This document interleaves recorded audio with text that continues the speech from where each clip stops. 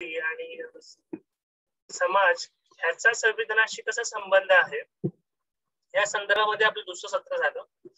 दुसरं सत्र हे सुरेश सावंत यांनी घेतलं.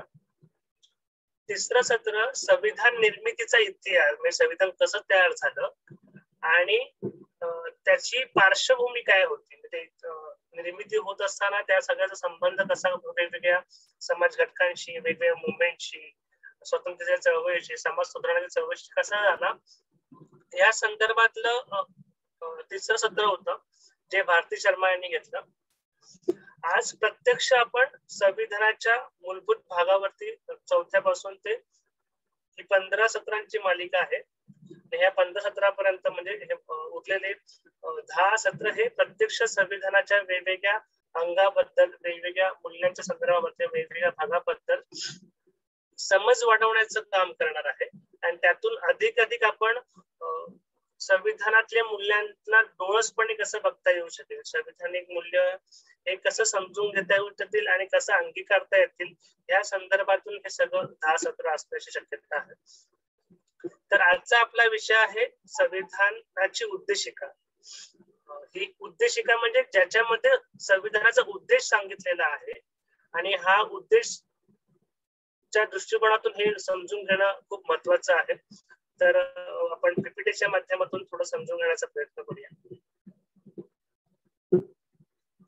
पीपीटी दिसते सगळ्यांना? दिसते ती. हो हो दिसते. ओके. पहिल्या सत्रामध्ये आणि गेल्या 2 सत्रांमध्ये आपण साधारण समजून घेण्याचा प्रयत्न केलेला आहे की संविधान म्हणजे नक्की काय आहे. आणि हे संविधान म्हणजे सगळ्यांसाठी विधान म्हणजे नियम असे असलेले एक दस्तावेज आहे जे भारताच्या भौगोलिक सगळ्या परिसरामधल्या जे की लोक असतील, त्यामध्ये नागरिक असतील किंवा लोक असतील, वेगवेगळ्या देशातून आलेले लोक असतील, ते भारताच्या भौगोलिक देशामध्ये जे काही नियम आहेत त्यांच्यासाठी ते नियमाचा दस्तावेज म्हणजे संविधान आहे. त्याला काही जण राज्यघटना म्हणतात किंवा काही जण घटना म्हणतात, इंग्लिश मध्ये कॉन्स्टिट्यूशन म्हणतात. म्हणजे उदाहरणार्थ आपण समजा एखादी संस्था चालवत असतो तर संस्था चालवण्याची काहीतरी नियमावली असते, उद्देश असतो. किंवा आपण कुठल्या तरी चाळ कमिटीमध्ये राहत असू किंवा बिल्डिंग मधल्या सोसायटीमध्ये राहत असू किंवा बंगलो सिस्टम राहत असेल तर त्यांचा एक कंडोनियम सारखा एक व्यवस्था असते. तर त्यांना म्हणजे चाळ कमिटीचं नियम असतात जे चाळीच्या लोकांना नियमित करण्याचं काम करतं. सोसायटीचे नियम असतात जे सोसायटीमध्ये रहिवासी असतात त्यांना नियमित करण्याचं काम असतं. तर असे जसं ते सोसायटीचे नियम त्या सोसायटी पुरते असतात तसं भारतातल्या लोकांसाठी जे नियम आहेत ते नियम म्हणजे आपलं संविधान. आणि आपण सगळे भारतात जातो त्यामुळे हे संविधान समजून घेणं खूप अधिक गरजेचं आहे. तर त्यात नेमकं काय आहे तर प्रामुख्याने 2 गोष्टी या संविधानामध्ये आहेत. एक तर हा भारत देश कसा घडवायचा आपल्याला, तो कसा घडला गेला पाहिजे त्या संदर्भातल्या गोष्टी आहेत. आणि दुसरं त्यातले जे नागरिक आहेत किंवा ते जे लोक आहेत त्या लोकांना काय काय मिळणार आहे, लोकांना काय आश्वासित केलेले आहे त्या संदर्भातल्या गोष्टी ह्या सगळ्या संविधानामध्ये आहेत.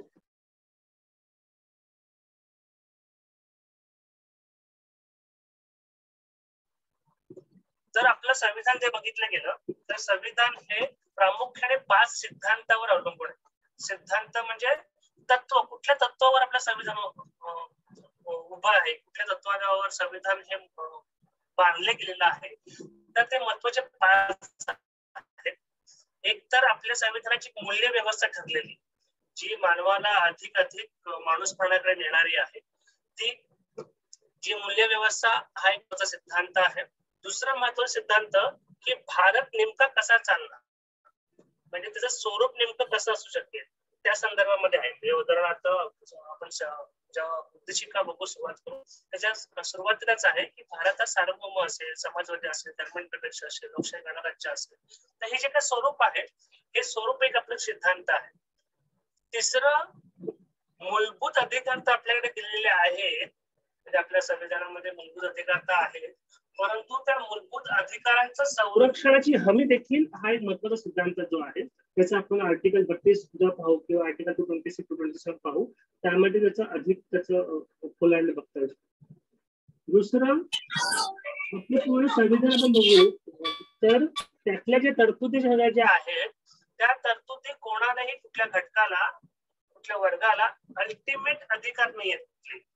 ते संतुलन आणि नियंत्रण केलेलं आहे प्रत्येक घटकामध्ये किंवा चेक्स अँड बॅलन्सेस आहे. म्हणजे आपल्याला मूलभूत अधिकार जरी दिलेले असतील तरी मूलभूत अधिकार ते असे अनिर्बंध नाही आहेत, त्याला काहीतरी रिझनेबल रिस्ट्रिक्शन्स आहेत. तर हे संतुलन आणि किंवा संतुलन आणि नियंत्रण किंवा इंग्लिशमध्ये आपण म्हणतो चेक्स अँड बॅलन्सेस ही एक तसा मुद्दा महत्वाचा सिद्धांत आहे. आणि ती सगळ्यात महत्वाचं की कायद्याचं राज्य या संविधानाने आता प्रस्थापित केलेलं आहे. म्हणजे आता कुठलाही एखादा निर्णय घ्यायचा असेल त्यासाठी कुठला ना कुठलाही कायद्याचा फॉर्म तो वापरावा लागतो. मग तो ऍक्ट असेल, मग ते कुठलं रिझोल्युशन असेल, मग ते कुठलं GR असेल, काही ना काही फॉर्म वापरावा लागतो आणि तो फॉर्म वापरून तो कायदा बनवून आपल्याला ती प्रक्रिया पुढे न्यावी लागते. मग कोणी अशी घोषणा केली म्हणून लगेच होतं असातला भाग होत नाही, त्याला काहीतरी एक स्वरूप द्यावं लागतं कायद्याचं. तर हे 5 महत्वाचे सिद्धांत आहेत. त्यानंतर आपल्या संविधानाचं वैशिष्ट्य म्हणायला गेलं तर 395 कलम हे आपण पाहिलेलं आहे म्हणून मी थोडंसं रिफ्रेश फक्त करतोय. 8 परिशिष्ट आहेत जे आता अमेंड होऊन दुरुस्त होऊन त्या 12 झालेल्या आहेत. 22 भाग आहेत, त्यातलं काही कबकड होऊन त्याचं 25 भागापर्यंत पोहोचलेलं आहे. जगातलं सर्वात मोठं असं संविधान आहे आपलं. आपलं संविधान हे काही अंशी लवचिक आहे, काही अंशी ताठरपण आहे. म्हणजे काही बदल जे आहेत ते सहजपणे बदल करण्याजोगे आहेत संविधानातले, काही जे बदल आहेत तर ते खूपच किचकट आणि खूप ताठर पद्धतीने करण्यासाठी आहेत. म्हणून आपल्या संविधानाला फ्लेक्झिबल पण म्हणतात आणि रिजिड पण म्हणतात. आपल्या संविधानाने संसदीय लोकशाही स्वीकारलेली आहे. म्हणजे संसद हे सर्वोच्च असू शकेल आणि संसदेच्या माध्यमातून सगळा राज्यकारभार हा देशामध्ये चालेल या प्रकारची व्यवस्था आपण स्वीकारली तर ती संसदीय लोकशाही हा आपल्या संविधानाचं महत्वाचं वैशिष्ट्य आहे. त्याबरोबर स्वतंत्र न्याय व्यवस्था म्हणजे न्याय व्यवस्थेवरती कोणाचाही कंट्रोल नसेल अशा प्रकारची व्यवस्था आपल्या संविधानात दिलेली आहे की प्रत्यक्ष कशी आहे काय आहे ती सगळेजण जाणतात, परंतु संविधानाने ती अधिक स्वतंत्र कशी राहील या प्रकारची व्यवस्था आपल्याकडे दिलेली आहे. त्यानंतर आपण हे थोडंसं काल आणि परवा पाहिलं गेल्या 2 सत्रामध्ये पाहिलं की आपल्या संविधानाचे स्रोत काय आहे. म्हणजे संविधान तयार होण्यामध्ये संविधानाच्या वरती कोणत्या कोणत्या घटकांचा प्रभाव आहे. तर हे आपण जेव्हा पाहतो तर प्रामुख्याने 5 घटक आपल्याला दिसतात की एक तर आपल्याकडे जो काही ऐतिहासिक सांस्कृतिक वारसा आहे बहुतेचा ज्याला गंगा जमुना तहसील म्हणतो आपण, तो ऐतिहासिक सांस्कृतिक वारसा हा एक महत्वाचा घटक आहे. स्वातंत्र्याची चळवळ जी स्वातंत्र्य चळवळीतून खूप सारे मूल्यांचं ओळख सगळ्या भारतीयांना होत गेली आणि त्यातून काही घटना अशा घडल्या की त्यातून वेगवेगळ्या प्रकारच्या संविधानातल्या तरतुदी बनल्या गेल्या. तर ही स्वातंत्र्य चळवळ एक तसा महत्वाचा एक भाग आहे. त्यानंतर जशी एका बाजूला स्वातंत्र्याची चळवळ होती तशी दुसऱ्या बाजूला सामाजिक सुधारणाची चळवळ देखील होती. तर तो एक महत्वाचा एक भाग आहे तो संविधानावर प्रभाव टाकतो. जागतिक प्रगतीशील वारसा म्हणजे जगभरामध्ये जे जे काही चांगलं आहे त्या चांगल्या गोष्टीचा प्रभाव भारतीय नेत्यांवर. आवाज कमी जास्त होतोय जरा. ओके येतोय का आता आवाज? आता येतोय पण कमी येतोय जरा, मध्ये मध्ये हे होतं वाटतं जास्त.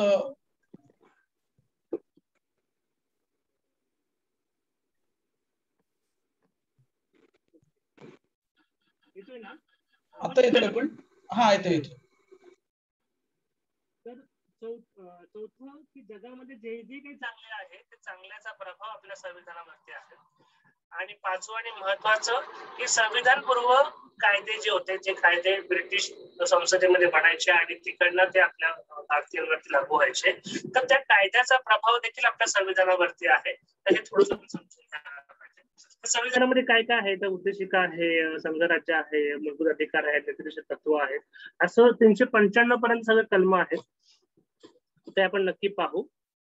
तर हे सगळं समजून घेण्याची गरज काय आहे की आपण खूप जण असं म्हणतो की काही जण LLB शिकलेले असतील, काही जण ग्रॅज्युएट झालेले असतील, काही जण नुकतेच शाळेत गेलेले असतील किंवा काही जण इंजिनियर झालेले असतील, मोठे PhD होल्डर असतील. तर ते शिकलेले जरूर आहेत, म्हणजे ते शिक्षित आहेत, पण ते नागरिक म्हणून साक्षर आहेत का? तर नागरिक म्हणून साक्षर असण्यासाठी काहीतरी पुरवठ आहे. म्हणजे आपल्याला जे नागरिकता जे संविधान आपल्याला देतं आणि त्या संविधानामुळे आपण नागरिक म्हणून म्हटलं जातो किंवा नागरिक म्हणून आपलं ते ग्राह्य धरलं जातं, तर ते संविधानातल्या काही गोष्टी माहिती असल्या पाहिजेत, तर आपण म्हणू की तो साक्षर नागरिक म्हणून आहे. म्हणजे नागरिक म्हणून साक्षर आहे का, तर शिकलेले म्हणून PhD असू शकतात, पण ते नागरिक म्हणून साक्षर असतील का ते सांगता येणार नाही. कारण नागरिक म्हणून जे संविधान बहाल करतं नागरिकता, तर ते संविधानातले काही गोष्टी माहिती असल्या पाहिजेत. तर कोणत्या गोष्टी माहिती असल्या पाहिजेत, तर आम्ही असं म्हणतो की किमान 5 गोष्टी माहिती असल्या पाहिजेत संविधानातल्या, आणि जे ज्याला माहिती आहेत त्याला आपण नागरिक म्हणून साक्षर म्हणता येऊ शकेल. तर ते आहे संविधान निर्मितीचा इतिहास आणि भारतीय संस्कृती आणि इतर घटकाचा संविधानाशी कसा संबंध आहे. दुसरं, संविधानाची प्रस्तावना, उद्देशिका, त्यातील जीवनमूल्य समजून घ्यायला पाहिजेत. तिसरं, संविधानातले मूलभूत अधिकार समजून घ्यायला पाहिजेत. चौथं, संविधानातली नीती निर्देशक तत्व समजून घ्यायला पाहिजेत. पाचवं, संविधानातली मूलभूत कर्तव्य समजून घ्यायला पाहिजेत. म्हणजे सगळं संविधान समजून घ्यायला पाहिजे खरं तर, परंतु किमान ह्या 5 गोष्टी तरी किमान प्रत्येक नागरिकाने समजून घ्यायला पाहिजेत. आणि जो नागरिक ह्या 5 गोष्टी समजून घेतोय त्याला नागरिक म्हणून आपण साक्षर म्हणता येऊ शकतो. तर ही आहे आपल्या संविधानाची प्रस्तावना. मराठीमध्ये आहे, इंग्लिशमध्ये आहे आणि हिंदीमध्ये पण आहे. तर ही संविधानाची प्रस्तावना जेव्हा तयार केली गेली संविधान सभेमध्ये, आपण गेल्या सत्रामध्ये भारतीताईंनी संविधान सभा कशी तयार झाली आणि त्याचे वेगवेगळ्या गोष्टी सांगितलेल्या आहेत. तर त्या संविधान सभेमध्ये सुरुवातीला नेहरूंनी दुसऱ्या मीटिंग मध्ये की उद्देशाचा ठराव मांडला होता, आणि त्या म्हणजे ऑब्जेक्टिव्ह रेझोल्युशन इंग्लिश मध्ये म्हणतात, त्या ठरावावरती चर्चा करून आपली उद्देशिका तयार केलेली आहे. म्हणजे ठराव मांडलेला जरी असेल एकदम सुरुवातीला पहिल्याच वेळी, परंतु ही उद्देशिका ही दुसरं तिसरं ड्राफ्ट संविधानाचं सगळं करून झालं, त्यानंतर शेवटी आपण उद्देशिका ठरावावरती चर्चा करून आपली जी उद्देशिका आहे ती उद्देशिका तयार केली. तर ती उद्देशिका तयार करताना त्यावेळी पण 2-3 असं सूचना होत्या संविधान सभेतल्या. तुम्ही श्याम बेनेगलची संविधान नावाची सिरियल नक्की पहा. 10 एपिसोड आहेत आणि युट्यूबवर सहज उपलब्ध आहेत. तर त्यात पण त्यांनी हा सगळा उल्लेख केलेला आहे. तर त्यावेळी कामत नावाचे संविधान सभेतील सदस्य होते, त्यांनी एक सूचना केली होती की कुठल्याही गोष्टीची सुरुवात, चांगल्या गोष्टीची सुरुवात आपण देवाच्या नावाने करतो, तर तसंच संविधानाची सुरुवात देखील, प्रस्तावनाची सुरुवात देखील देवाच्या नावाने व्हायला पाहिजे, म्हणून त्यांनी सूचना मांडली. आणि त्या सूचनेवरती मग वेगवेगळ्या मतांतर आली. काही लोकांनी ती सूचना नाकारली, काही लोकांनी असं म्हणालं की देवाच्या नावाने का, आपल्याकडे सगळीकडे देवीचा गौरव केला जातो, मग देवीच्या नावाने केली पाहिजे. देवाला आपल्याकडे इतकं महत्व नाही जितकं देवींना महत्व आहे, मग देवीची नावाने केली गेली पाहिजे. असं सगळं तर्कवितर्क मांडत शेवटी त्याच्यावर कोणाचं एकमत आलं नाही, आणि मग ते मतदानामध्ये टाकला गेला हा मुद्दा. आणि मतदानामध्ये टाकला गेल्यानंतर देवाच्या नावाने सुरुवात करायची नाही अशा बाजूने बहुमत ठरलं. आणि आपलं उद्देशिका तुम्ही जर पाहाल तर त्याच्यावरती कुठल्याही धर्मग्रंथाचा, कुठल्याही धर्माचा, कुठल्याही उपासनेचा आपल्यावर प्रभाव दिसत नाही. दुसरी अशी जी चर्चा म्हणून सूचना आली होती की संविधान सभेतला जो कालावधी आहे तो 46 पासून ते 49 पर्यंत आहे. आपलं उद्देशिका बनते आहे 48-49च्या वेळेला, म्हणजे शेवटच्या काळामध्ये. आणि 48 मध्ये गांधीजींचा खून होतो, आणि गांधीजींचा खून झाल्यानंतर ज्या महात्म्याचा भारतीय नेत्यांवरती, स्वातंत्र्य चळवळीतल्या नेत्यांवरती प्रभाव आहे, तर त्या नेत्याचा खून झाल्यानंतर आपसुकच अशी एक सूचना आली की गांधीजींना स्मरून आपण उद्देशिकेमध्ये त्यांना वंदन केलं पाहिजे, त्यांना अभिवादन केलं पाहिजे, अशी सूचना आली. काँग्रेसचे, त्यावेळेच्या काँग्रेस चळवळीतले आलेले नेते हे संविधान सभेमध्ये अधिक होते. गांधींचा प्रभाव असणारे लोक संविधान सभेमध्ये अधिक होते. तरी देखील गांधींचं नाव त्या संविधान उद्देशिकेमध्ये नसलं पाहिजे अशा प्रकारचं मत झालं. आणि गांधींचं नावाच्या स्मरून घेण्याची सूचना जी होती ती सूचना नाकारली गेली आणि सूचना ती खारिज करण्यात आली. तर अशा वेगवेगळ्या खूप इंटरेस्टिंग चर्चा संविधानातले प्रत्येक घटक, प्रत्येक तरतुदी, प्रत्येक भाग बनत असताना केलेल्या आहेत. तुम्ही श्याम बेनेगलची जी संविधान नावाची जी सिरियल आहे ती नक्की पहा. आपण गटावर 10 एपिसोड नक्की टाकू. दुसरं, ह्या प्रस्तावनेवरती जशी आपल्या संविधानाची प्रस्तावना आहे तशीच अमेरिकेमध्ये देखील त्यांच्या संविधानाची प्रस्तावना आहे, आयर्लंडच्या संविधानाची प्रस्तावना आहे, जपानच्या संविधानामध्ये देखील त्यांची प्रस्तावना आहे. या संविधानामध्ये प्रस्तावनेमध्ये आतापर्यंत फक्त 42व्या घटना दुरुस्तीमध्ये थँक्यू 42व्या घटना दुरुस्तीद्वारे त्यांच्यामध्ये काही दुरुस्ती केल्या गेल्या आणि त्या दुरुस्ती एकतर समाजवाद आणि धर्मनिरपेक्ष शब्द हे त्यात ऍड केले. जो संविधानाच्या आतल्या तरतुदींचा गाभा होता तो फक्त उद्देशिकामध्ये आणला गेला आणि खाली एकता बरोबर एकात्मता हा शब्द टाकण्यात आला. हे तर ह्या दुरुस्ती 42व्या घटना दुरुस्तीनुसार केल्या. ह्या संविधानाची हे जे समजून घेताना केशवानंद भारती नावाची केस जी आहे ती खूप महत्वाची आणि ही केस खरं तर प्रॉपर्टीचा अधिकार काढून टाकण्याच्या बाबतीत मधून सुरुवात झाली, पण त्यानंतर ती इतकी लँडमार्क झाली की उद्देशिका देखील संविधानाचा भाग आहे आणि उद्देशिका हा मूलभूत रचनेतला भाग आहे. इतकं महत्वाचा निर्णय ह्या केशवानंद भारती केसच्या द्वारे आपल्या सगळ्यांना सुप्रीम कोर्टाने दिला. तर ती केस समजून घेण्याची आपल्याला गरज आहे. आपलं एक सत्र होणार आहे संविधानाच्या संदर्भातल्या महत्वाच्या केसेस, त्यावेळी ह्या केसच्या बद्दल अधिक आपण बोलू. ही पाकिस्तानची उद्देशिकेतला काही अंश आहे. तर ही जर पाहिली तर त्यांच्या उद्देशिकेची सुरुवातच अल्लाच्या नावाने होते, जे आपण टाळण्याचा प्रयत्न केला, किंवा त्यांच्या उद्देशिकेमध्ये मोहम्मद अली जिन्नाला स्मरून केलेला आहे, म्हणजे faithful to declaration made by the founder of the Pakistan Quaid e Azam Mohammed Ali Jinnah, जे आपण गांधींचं तशी सूचना आली होती जी आपण नाकारली. हे फक्त समजून घेण्यासाठी पाठलं होतं. तर ही आपली उद्देशिकेतील मूल्य आणि संकल्पना.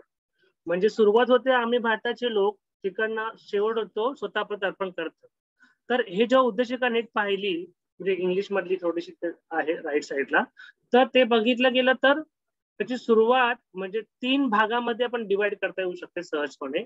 एक तर भारत कसा घडवावा, ज्याच्यामध्ये सोव्हरेन, सोशलिस्ट, सेक्युलर, डेमोक्रेटिक रिपब्लिक, म्हणजे सार्वभौम, समाजवादी, धर्मनिरपेक्ष, लोकशाही, गणराज्य असा आपल्याला भारत घडवायचा आहे, हे आपण उद्देशिकेमध्ये कन्फर्म करतो. दुसरं, नागरिकांना काय आश्वासित केलं आहे तर जस्टिस, लिबर्टी, इक्वालिटी आणि फ्रॅटर्निटी ह्या आश्वासित केलं आहे. म्हणजे न्याय, स्वतंत्र, समानता आणि बंधुता हे नागरिकांना मिळू शकेल हे आश्वासित केलं आहे. तर हा एक दुसरा महत्वाचा भाग समजून घ्यायला पाहिजे. आणि तिसरा महत्वाचा भाग जो आहे की त्याच्यावरची ओनरशिप, म्हणजे हे जे संविधान जे काय आहे ते संविधान आपल्या सगळ्यांचं आहे. त्याची सुरुवात आम्ही भारताचे लोक पासून होतं आणि त्याचं शेवट स्वतःप्रत अर्पण, म्हणजे स्वतःच आपण सगळ्यांनी स्वतःला अर्पण केली आहे. ही जी काही ओनरशिप आहे ती ओनरशिप समजून घ्यायला पाहिजे आपल्याला. तर आपण एक एक भाग समजून घेत आपण पूर्ण संविधानाची प्रस्तावना समजून घेऊ आणि त्याचा प्रत्येक शब्दाचा अर्थ काय आहे, त्याची भूमिका आपल्याकडे एक जागरूक नागरिक म्हणून काय असायला हवी आणि ते स्वतःकडे कसं रिफ्लेक्ट केलं गेलं पाहिजे ती समजून घेताना हे थोडंसं आपण समजून घेण्याचा प्रयत्न करू. संविधानाची प्रस्तावना जी आहे ती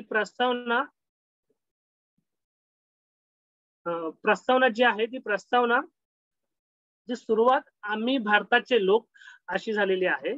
तर आम्ही भारताचे लोक म्हणजे we the people of India, यात महत्वाचे 3 शब्द महत्वाचे. एक तर आम्ही, ज्यात टुगेदरनेस, आपण सगळे एकत्र म्हणून समाज म्हणून एकत्र आहोत ही एक फिलिंग देतं, ते खूप खूप महत्वाचं समजून घ्यायला पाहिजे.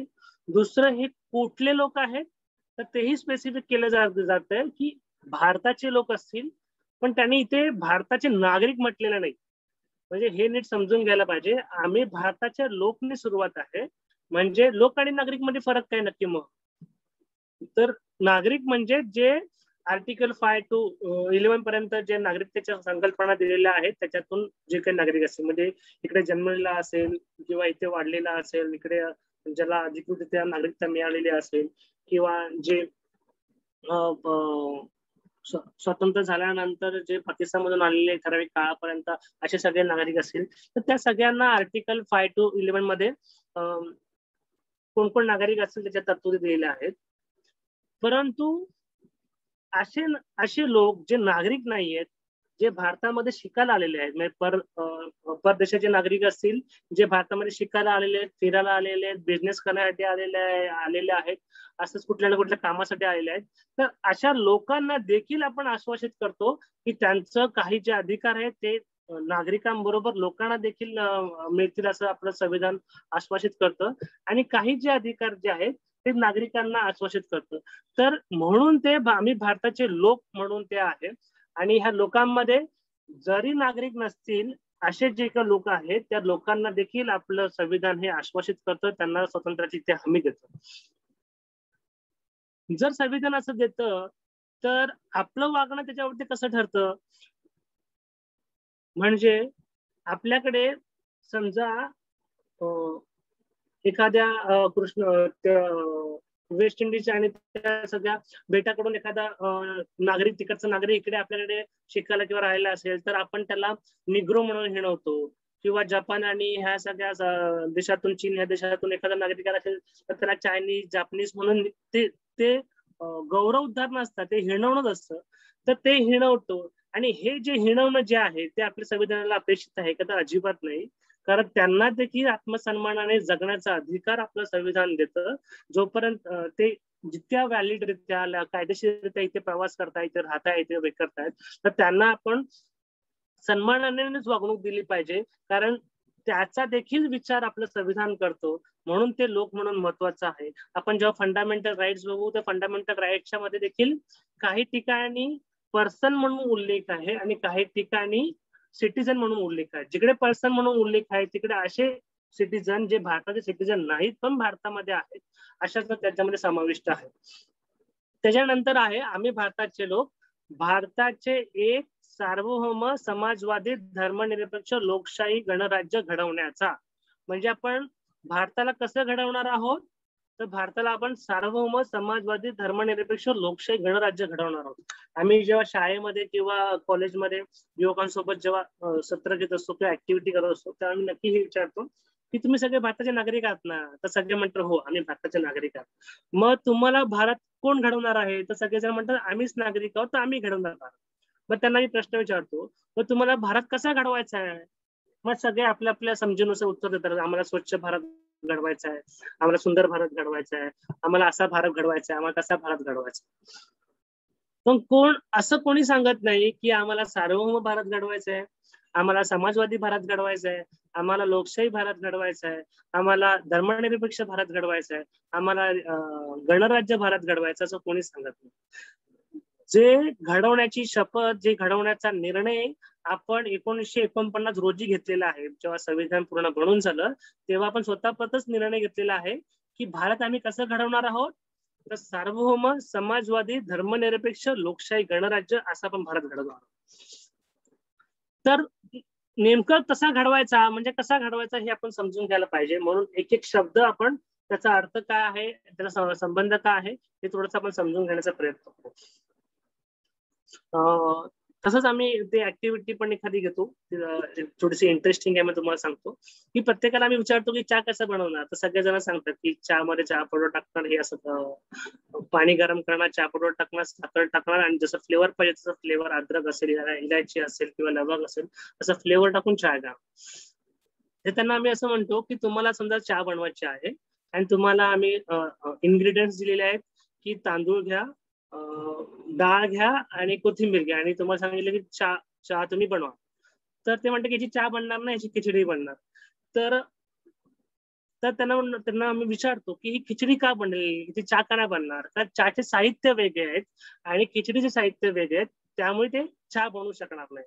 तर तसंच आम्ही त्यांना म्हणतो की एखादी गोष्ट बनवण्यासाठी, प्रॉपर करण्यासाठी आपल्याला त्यातला लागणाऱ्या वस्तू, त्याची चव काय आहे, तो दिसायला कशी आहे, ते स्फटिकच आहे का, त्याला रंग कसा आहे, हे सगळं पारखून घेतो. तसं भारत कसा घडवायचा आहे ह्या ज्या काही संकल्पना आहेत त्या संकल्पना आपण त्या पद्धतीने समजून घ्यायला पाहिजे की जेणेकरून आपण चांगला भारत घडवू. तर त्या संकल्पना आपण तशा समजून घेण्याचा प्रयत्न करू. पहिलं आहे सार्वभौम. सार्वभौम म्हणजे सोव्हरेन, जे की उदाहरणार्थ तुम्हाला मी सांगतो की समजा आपल्या घरामध्ये आपल्याला टीव्ही घ्यायचा आहे तर टीव्ही घ्यायचा कोण निर्णय घेतं, की आपण घरातले सगळेजण बसतो आणि ठरवतो की की असा टीव्ही पाहिजे. मग मोठा भाऊ म्हणेल की असा पाहिजे, छोटा भाऊ म्हणेल असा पाहिजे, बहीण म्हणेल की आम्हाला सिरियल मध्ये अशा अशा सिरियल दिसल्या पाहिजे, आजी म्हणेल की मला ते चॅनल दिसायला पाहिजे आणि टीव्ही चांगली पाहिजे, स्पष्ट दिसायला पाहिजे, मला दिसत नाही डोसं डोळ्याने. असं करून ते सगळ्यांचा विचार करून आपण एक ठरवतो की अशी अशी टीव्ही घ्यायची. मग त्यावेळी असं होतं का की बाबा बाजूवाला काका येतो आणि म्हणतो की बाबा तुम्ही बाबा ह्या कंपनीची घेताय तर ती त्या कंपनी मला आवडत नाही, त्या कंपनीची माझा वेळ आहे, तुम्ही त्या कंपनीची घ्या. आणि तसं आपण त्याचं ऐकून घेतो का? तर आपण नाही करत. म्हणजे आपल्या घरातले निर्णय आपणच घरातले जे काही व्यक्ती आहेत ते घेतो, बाहेरच्या कुठल्या व्यक्तीचा त्याचा प्रभाव नसतो. तसंच भारतातले सगळे निर्णय हे भारतातल्या लोकांनी घ्यायला पाहिजे. त्याच्यावरती अंतर्गत कुठल्या व्यक्तीचं, संस्थेचं, वर्गाचं, गटाचं नियंत्रण नसलं पाहिजे आणि बाहेरच्याही कुठल्या देशाचं, व्यक्तीचं, संस्थेचं, घटकाचं, कुठल्याही लोकांचं नियंत्रण नसलं पाहिजे. म्हणजे सार्वभौम म्हणजे नक्की काय? तर सार्वभौम म्हणजे देशाच्या निर्णय प्रक्रियावरती अंतर्गत आणि बहिर्गत कोणाचं नियंत्रण नसलं पाहिजे. मग कोणाचं नियंत्रण असलं पाहिजे? तर त्या निर्णय प्रक्रियेवरती त्या लोकांचं, तिथे राहणाऱ्या नागरिकांचं नियंत्रण असलं पाहिजे. पर्यायाने नागरिकांनी ज्यांना निवडून दिलेलं आहे त्या लोकांचं त्याच्यावरती नियंत्रण असायला पाहिजे. तर हे सार्वभौम, अशा प्रकारचं सार्वभौम आपण संविधानामध्ये अपेक्षित केलेलं आहे. पण आताची जी काही सगळी पार्श्वभूमी तुम्ही राजकीय पाहाल तर सगळे जे निर्णय जे आहेत केंद्रातले असू दे किंवा राज्यातले असू दे किंवा इथे कॉर्पोरेशनचे असू दे, ग्रामीण ठिकाणीचा असाल तर तुम्ही कुठल्याही पंचायतीतले कुठल्या असू होते की प्रत्येक निर्णय हे कोणाच्या ना कोणाच्या प्रभाव खाली घेतलेले गेले जातात. उदाहरणार्थ 370चा निर्णय जो 2 वर्षापूर्वी घेतला गेला, तो 370चा निर्णय ह्याच्यावरती धर्माचा प्रभाव नव्हता का, हा विचार करण्यासारखी गोष्ट. 370 वरती मोठमोठ्या धनदांड्या नेत्यांचा किंवा धनदांड्या उद्योगपती किंवा मोठमोठ्या विकासकांचा प्रभाव नव्हता का? तर तो प्रभाव होता हे स्पष्टच दिसतं ना. कारण 370 काढल्यानंतर काश्मीर मधलं जे काही जमिनी खरेदी संदर्भातल्या जे काही रिस्ट्रिक्शन होत्या त्या रिस्ट्रिक्शन कमी होणार आहेत झाल्यात. त्यातून सामान्य माणूस तिकडे जाऊन जमीन खरेदी करणार आहे का? तर नाही, सामान्य माणसाला ते खरेदी करायला जमणारच नाही. कारण त्या मोठमोठ्या विकासकांसाठी जी काही साधन समृद्धी आहे काश्मीरमध्ये, जितका विपुल असा निसर्ग आहे, तो निसर्ग ओरबडण्याचं काम हे ह्या तरतुदीने आता पुढे होणार आहे. तर त्याच्यावरती विकासकाचा आणि मोठमोठ्या उद्योगधंद्यांचा प्रभाव नक्कीच असतो. आता बनत असलेले कामगार कायदे असतील किंवा शेतकरी कायदे असतील, त्याच्या विरोधात खूप मोठं आंदोलन 4-1 महिन्यापासून सुरू आहे. तर त्या आंदोलनामध्ये त्यांची मागणीच काय आहे की ह्या सगळ्यावरती एक मोठ्या उद्योगपतीयांचा प्रभाव आहे आणि त्या प्रभावाखालीच सरकारने हा निर्णय घेतलेला आहे. तर हे आपण थोडंसं समजून घ्यायला पाहिजे की सरकारचे जे काही निर्णय होत आहेत ते निर्णय सार्वभौमाच्या दिशेने आहेत की नाही आहेत हे आपण तपासायला पाहिजे. तर सार्वभौम म्हणजे तर आपण साध्या आणि सोप्या भाषेत असं म्हणू की सार्वभौम म्हणजे की आपण पूर्णपणे स्वतंत्र असलं पाहिजे. म्हणजे आपल्यावरती कोणावरती तसं नियंत्रण नसायला पाहिजे, आपल्यावरती कोणाचा प्रभाव नसायला पाहिजे जो प्रभाव आपल्याला प्रेशराईज करतो. मग आपण वैयक्तिकरित्या सार्वभौम आहे का? आपण वैयक्तिक निर्णय घेताना आपल्यावर जातीचा प्रभाव आहे का हे तपासलं पाहिजे. आपण निर्णय घेताना आपल्यावर धर्माचा प्रभाव आहे का हे तपासलं पाहिजे. आपण निर्णय घेताना कुठल्या समूहाचा प्रेशर आपल्यावर आहे की नाही हे तपासलं पाहिजे. आणि आपला निर्णय हा पूर्ण होश मध्ये आहे का, पूर्ण कॉन्शियसनेस माइंडने आहे का हे आपण तपासूनच निर्णय घ्यायला पाहिजे. त्याच्यानंतरचं दुसरं तत्व जे आहे भारताच्या स्वरूपाचं ते आहे समाजवादी.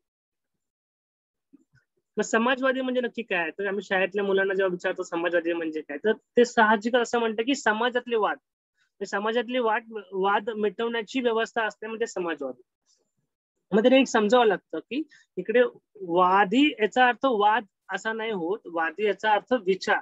समाजवादी म्हणजे काय, तर साध्या ढोबळ मानाने समाजाचा विचार करणारी व्यवस्था असली पाहिजे. मग समाजाचा विचार म्हणजे समाजातले जे कोणी तळागाळाचे घटक आहेत त्याच्या प्राधान्याला प्राधान्य देणारी व्यवस्था असणं म्हणजे समाजाची व्यवस्था असणं, असं आपण ढोबळ मानाने म्हणू.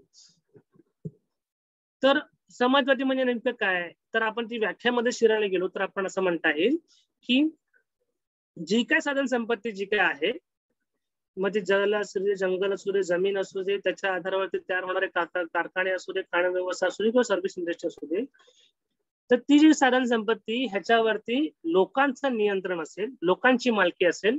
लोकांची मालकी म्हणजे पर्यायाने सरकारची मालकी असेल आणि त्याच्यातून तयार होणारे जे काही मुनाफा आहे, त्याच्यावरून तयार होणारा जो काही नफा आहे, त्या नफ्याचं न्याय वितरण व्हायला पाहिजे. आपल्याकडे समान वितरण म्हटलेलं नाही, त्यामुळे हे नीट समजून घ्यायला पाहिजे की त्याच्यावरती न्याय वितरण व्हायला पाहिजे. आणि हे न्याय वितरण म्हणजे की ज्याला त्याची गरज आहे त्या दुबळ्याला त्याचा लाभ मिळाला पाहिजे, त्या वंचित लोकांना अधिक लाभ मिळाला पाहिजे, त्या दलित लोकांना अधिक त्याचा लाभ मिळाला पाहिजे, अशा प्रकारची व्यवस्था असली पाहिजे. आणि आपल्याकडे काही प्रमाणामध्ये तशा प्रकारची व्यवस्था आहे. म्हणजे उदाहरणार्थ घ्यायला गेलं तर आपल्याकडे सरकारी शाळा आहेत, ज्या सरकारी शाळेमध्ये अत्यल्प फी आहे किंवा काही ठिकाणी फीस नाही कॉर्पोरेशनच्या स्कूल शाळेमध्ये. आणि तेच जर तुम्ही खाजगी इंग्लिश मिडियमची फी बघायला गेला तर महिन्याला 1000 पासून ते 5000, 10000, एका ठिकाणी तर 50,000 फी महिन्याला आहे. तर हे असं कसं का, हा आपल्याला थोडासा प्रश्न पडायला पाहिजे. किंवा कॉर्पोरेशनचे वेगवेगळे हॉस्पिटल्स आहेत, त्या हॉस्पिटलमध्ये फक्त 10 रुपयाचा केस पेपर दिलं तरी आपली खूप सारी कामे होऊन जातात.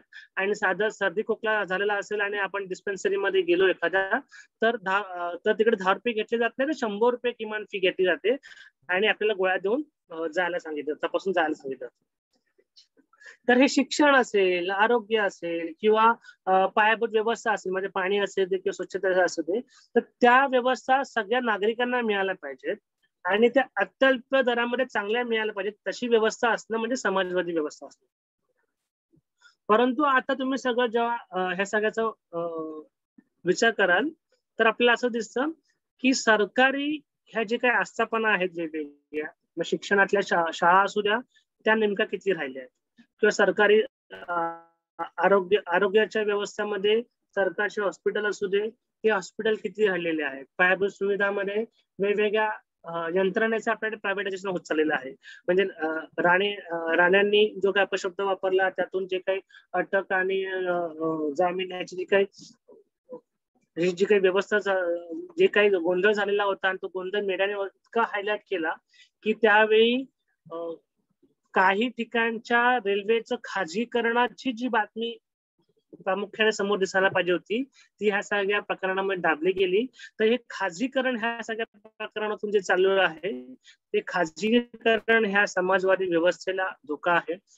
आता कोविडच्या माध्यमातून पुन्हा एकदा आरोग्याच्या व्यवस्थेचा प्रश्न तयार झालेला आहे, सामाजिक पायाभूत व्यवस्थेचा प्रश्न तयार झाला आणि सरकारने त्या अधिक चांगल्या पुरवल्या गेल्या पाहिजे हे लोकांना पटत गेलं आहे. आणि त्यातून समाजाची व्यवस्था असेल तर अधिक आपण चांगलं आयुष्यमान जगू, अशा प्रकारचा विश्वास लोकांमध्ये येत आहे. परंतु तितकं समाधानकारक वातावरण नाही. आपल्या त्याविरुद्ध भूमिका घ्यायला पाहिजे. म्हणजे आताच उदाहरण बघा की लसी सरकार मोफत देणार म्हणून सांगितलं गेलं, पण मोफत देणाऱ्या लसीची पुरवठा किती केला जातोय आणि विकतच्या लसीचा पुरवठा किती केला जातोय. विकतच्या लसी ह्या पडून आहेत हॉस्पिटलमध्ये आणि जिथे मोफत आहे तिकडे लाखोच्या संख्येने, हजारोच्या संख्येने रांगा आहेत. तर जिथे प्रायोरिटी दिली पाहिजे तिकडे सरकार अजूनपर्यंत प्रायोरिटी दिली जात नाही आहे. तर हे समाजवादी व्यवस्थेचं अपयश आहे सरकारच्या धोरणामुळे आलेलं. तर आपण त्याचा विचार करायला पाहिजे, त्या विरोधात भूमिका घ्यायला पाहिजे आणि आपलं वागणं देखील अधिक समाजवादी व्यवस्था कशी घट्ट होत जाईल, अधिक समाजवादी व्यवस्था कशी पुढे गेली जाईल याचा विचार केला गेला पाहिजे. मग ते कशी केली जाईल, ते अधिक सरकारी साधनांचा, सरकारी व्यवस्थेचा वापर करणं, मग ते बसेस असू दे किंवा ट्रेन असू दे त्याचा अधिक वापर करणं, सरकारी इस्पितळाचा अधिक वापर करणं आणि ते सुधारले जातील, त्याच्यावरती ते अधिक चांगलं केलं जाईल, त्याच्यावरती लक्ष ठेवणं आणि त्याच्याबाबत भूमिका घेत राहणं, तर अधिक समाजवादी व्यवस्था ही अधिक मजबूत होत जाईल. हे देखील आपलं कर्तव्य आहे. तर आपण सार्वभौम पाहिलं, समाजवादी पाहिलं, आता आपण पाहू त्याच्या पुढचं धर्मनिरपेक्ष. धर्मनिरपेक्ष म्हणजे सेक्युलरिझम, ज्याला आपण असं म्हणतो की सरकारचा कोणताही अधिकृत धर्म नसला पाहिजे. म्हणजे सरकारचा आणि धर्माचा काही संबंध नाही, शासकीय कामामध्ये धर्माचा हस्तक्षेप नसला पाहिजे, असं आपण धर्मनिरपेक्ष म्हणतो. पण धर्मनिरपेक्ष आणि धर्मस्वतंत्र ह्यात आपण इतकी सरमिसळ केलेली आहे की त्यातून असा गोंधळ तयार झाला आहे की धर्मनिरपेक्ष म्हणजे माझ्या धर्मावरती काहीतरी आलेलं संकट असं लोकांची भावना झालेली आहे. तर आपल्यासारख्या सगळ्या सुजाण नागरिकांनी हे नीट समजून घ्यायला पाहिजे. धर्मनिरपेक्ष आणि धर्मस्वातंत्र्य ह्या दोन्ही वेगवेगळ्या गोष्टी आहेत. धर्मनिरपेक्षतेचा आपल्या वैयक्तिक धर्मस्वातंत्र्याशी काही एक संबंध नाही, हे समजून घ्यायला पाहिजे. देशाचा कुठलाही अधिकृत धर्म नसणार, सरकारचा कुठलाही अधिकृत धर्म नसणार, हे आपण नीट समजून घ्यायला पाहिजे. पण आपण जे काही आता जे काही सरकार आहे त्याच्या आधीचं सरकार म्हणा, हे ठराविक धर्मातल्या लोकांचं लागून चालून करणं, ठराविक धर्माच्या लोकांना अधिक सूट देणं, ठराविक धर्माचं प्रचार प्रसारासाठी अधिक संधी देणं, अशा प्रकारचं वातावरण आपल्याकडे सध्या आहे. आणि ह्या वातावरणामुळे धार्मिक ध्रुवीकरण अधिक होते आणि धार्मिक ध्रुवीकरण अधिक झाल्यामुळे धर्माच्या नावावरती तेढ निर्माण होणं आणि धर्माच्या नावावरती विभागलं जाणं हे अधिक सोपं झालेलं आहे. आणि त्याच्यामुळे आपल्या देशातली एकता आणि एकात्मताला खंड पडतोय, एकात्मताला दुभंगली जाते, हे आपण विचार करायला पाहिजे. मग कुंभमेळ्याला सरकारच्या दरबारातून होणारा खर्च बघा, किंवा हज यात्रा असेल किंवा पंढरपूर यात्रा असेल, एक संस्कृती म्हणून ती पुढे करणं, संस्कृतीचं जतन म्हणून पुढे करणं हा एक वेगळा भाग, आणि संस्कृतीच्या नावाखाली धर्माला प्रमोट करणं हे जे काही चालू आहे ते आपण नीट ओळखायला पाहिजे आणि त्याचा कठोर विरोध करायला पाहिजे. आणि हे फक्त सरकार पातळीवरती नाही, म्हणजे आपल्याकडे सोसायटी पर्यंत हे सगळं लोन आलेलं आहे की सोसायटीमध्ये किंवा अमुक धर्माच्या लोकांना सोसायटीमध्ये प्रवेश नसतो, की त्यांना भाड्याने घर दिले जात नाही, किंवा त्या ठराविक धर्माच्या लोकांच्या एरियातून जाणं म्हणजे आपल्याला असुरक्षितच वाटतं. तर हे जे काही आहे हे धार्मिक ध्रुवीकरण होत चाललेलं आहे आणि ते सरकारच्या आशीर्वादाने होत आहे, याची खूप खंत आहे आणि त्याच्या विरोधात आपल्याला भूमिका घ्यायला पाहिजे असं मला वाटतं. आपलं वागणं कसं असायला पाहिजे, तर आपलं वागणं धार्मिक सणांना उपस्थित राहणं, सगळ्या धार्मिक लोकांना त्याच्या शुभेच्छा देणं आणि अधिकाधिक जे धार्मिक सण आहेत ते धार्मिक सण संविधानिकरित्या कसं एकत्र येतले जातील, ते संविधानिकरित्या त्यातला कर्मकांड कसा निघाला जाईल हा आपण प्रयत्न करायला पाहिजे. आणि त्यातून एकोपा कसा वाढेल, त्यातून सलोख्य कसं वाढेल, फक्त त्या धर्मातलं नाही तर एकूणच पूर्ण भारतीय लोकांचा सलोखा कसा वाढेल हा आपण प्रयत्न करायला पाहिजे. घरामध्ये एखाद्या जातीच्या विरोधात किंवा एखाद्या धर्माच्या विरोधात एखादा शब्द बाहेर पडत असेल तर त्याला विरोध करायला पाहिजे. धर्माच्या विरोधामध्ये एखादं भूमिका चुकीची घेतली जात असेल तर तिकडे आपण हस्तक्षेप करायला पाहिजे आणि त्यावर चर्चा घडून आणायला पाहिजे. अशाने जे धर्माबद्दलच्या ज्या काही चुकीच्या अस्मिता आहेत त्या अस्मिता गळून पडून धर्म ही फक्त वैयक्तिक आणि बाब राहून ती अधिक काय म्हणतात कठोराची किंवा एकमेकांना हानी पोचवण्याची बाब राहणार नाही, इथपर्यंत आपण अधिक लोकांपर्यंत चर्चा करायला पाहिजे. त्यानंतर आहे लोकशाही. लोकशाही हे सगळ्यांना अधिकच माहिती आहे की अब्राहम लिंकनची व्याख्या की लोकांकडून लोकांसाठी चालवलं जाणार राज्य म्हणजे लोकशाही. आपल्याकडची लोकशाही ही त्याच प्रकारची आहे की आपणच लोकांना, आपल्याकडचे लोक उभे राहतात, त्या लोकांना आपणच निवडून देतो आणि आपल्या वतीने ते लोक आपल्याकडे राज्य करतात. तशा प्रकारची आपल्याकडे लोकशाहीची व्यवस्था आहे.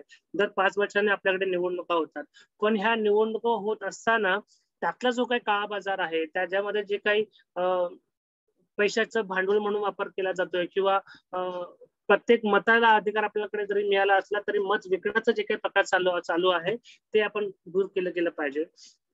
बाबासाहेबांची देखील लोकशाहीबद्दल एक म्हणणं आहे. बाबासाहेब असे म्हणायचे की लोकांच्या सामाजिक आणि राजकीय जीवनात रक्ताचा एकही थेंब न सांडता क्रांतिकारक बदल घडवून आणणं म्हणजे लोकशाही.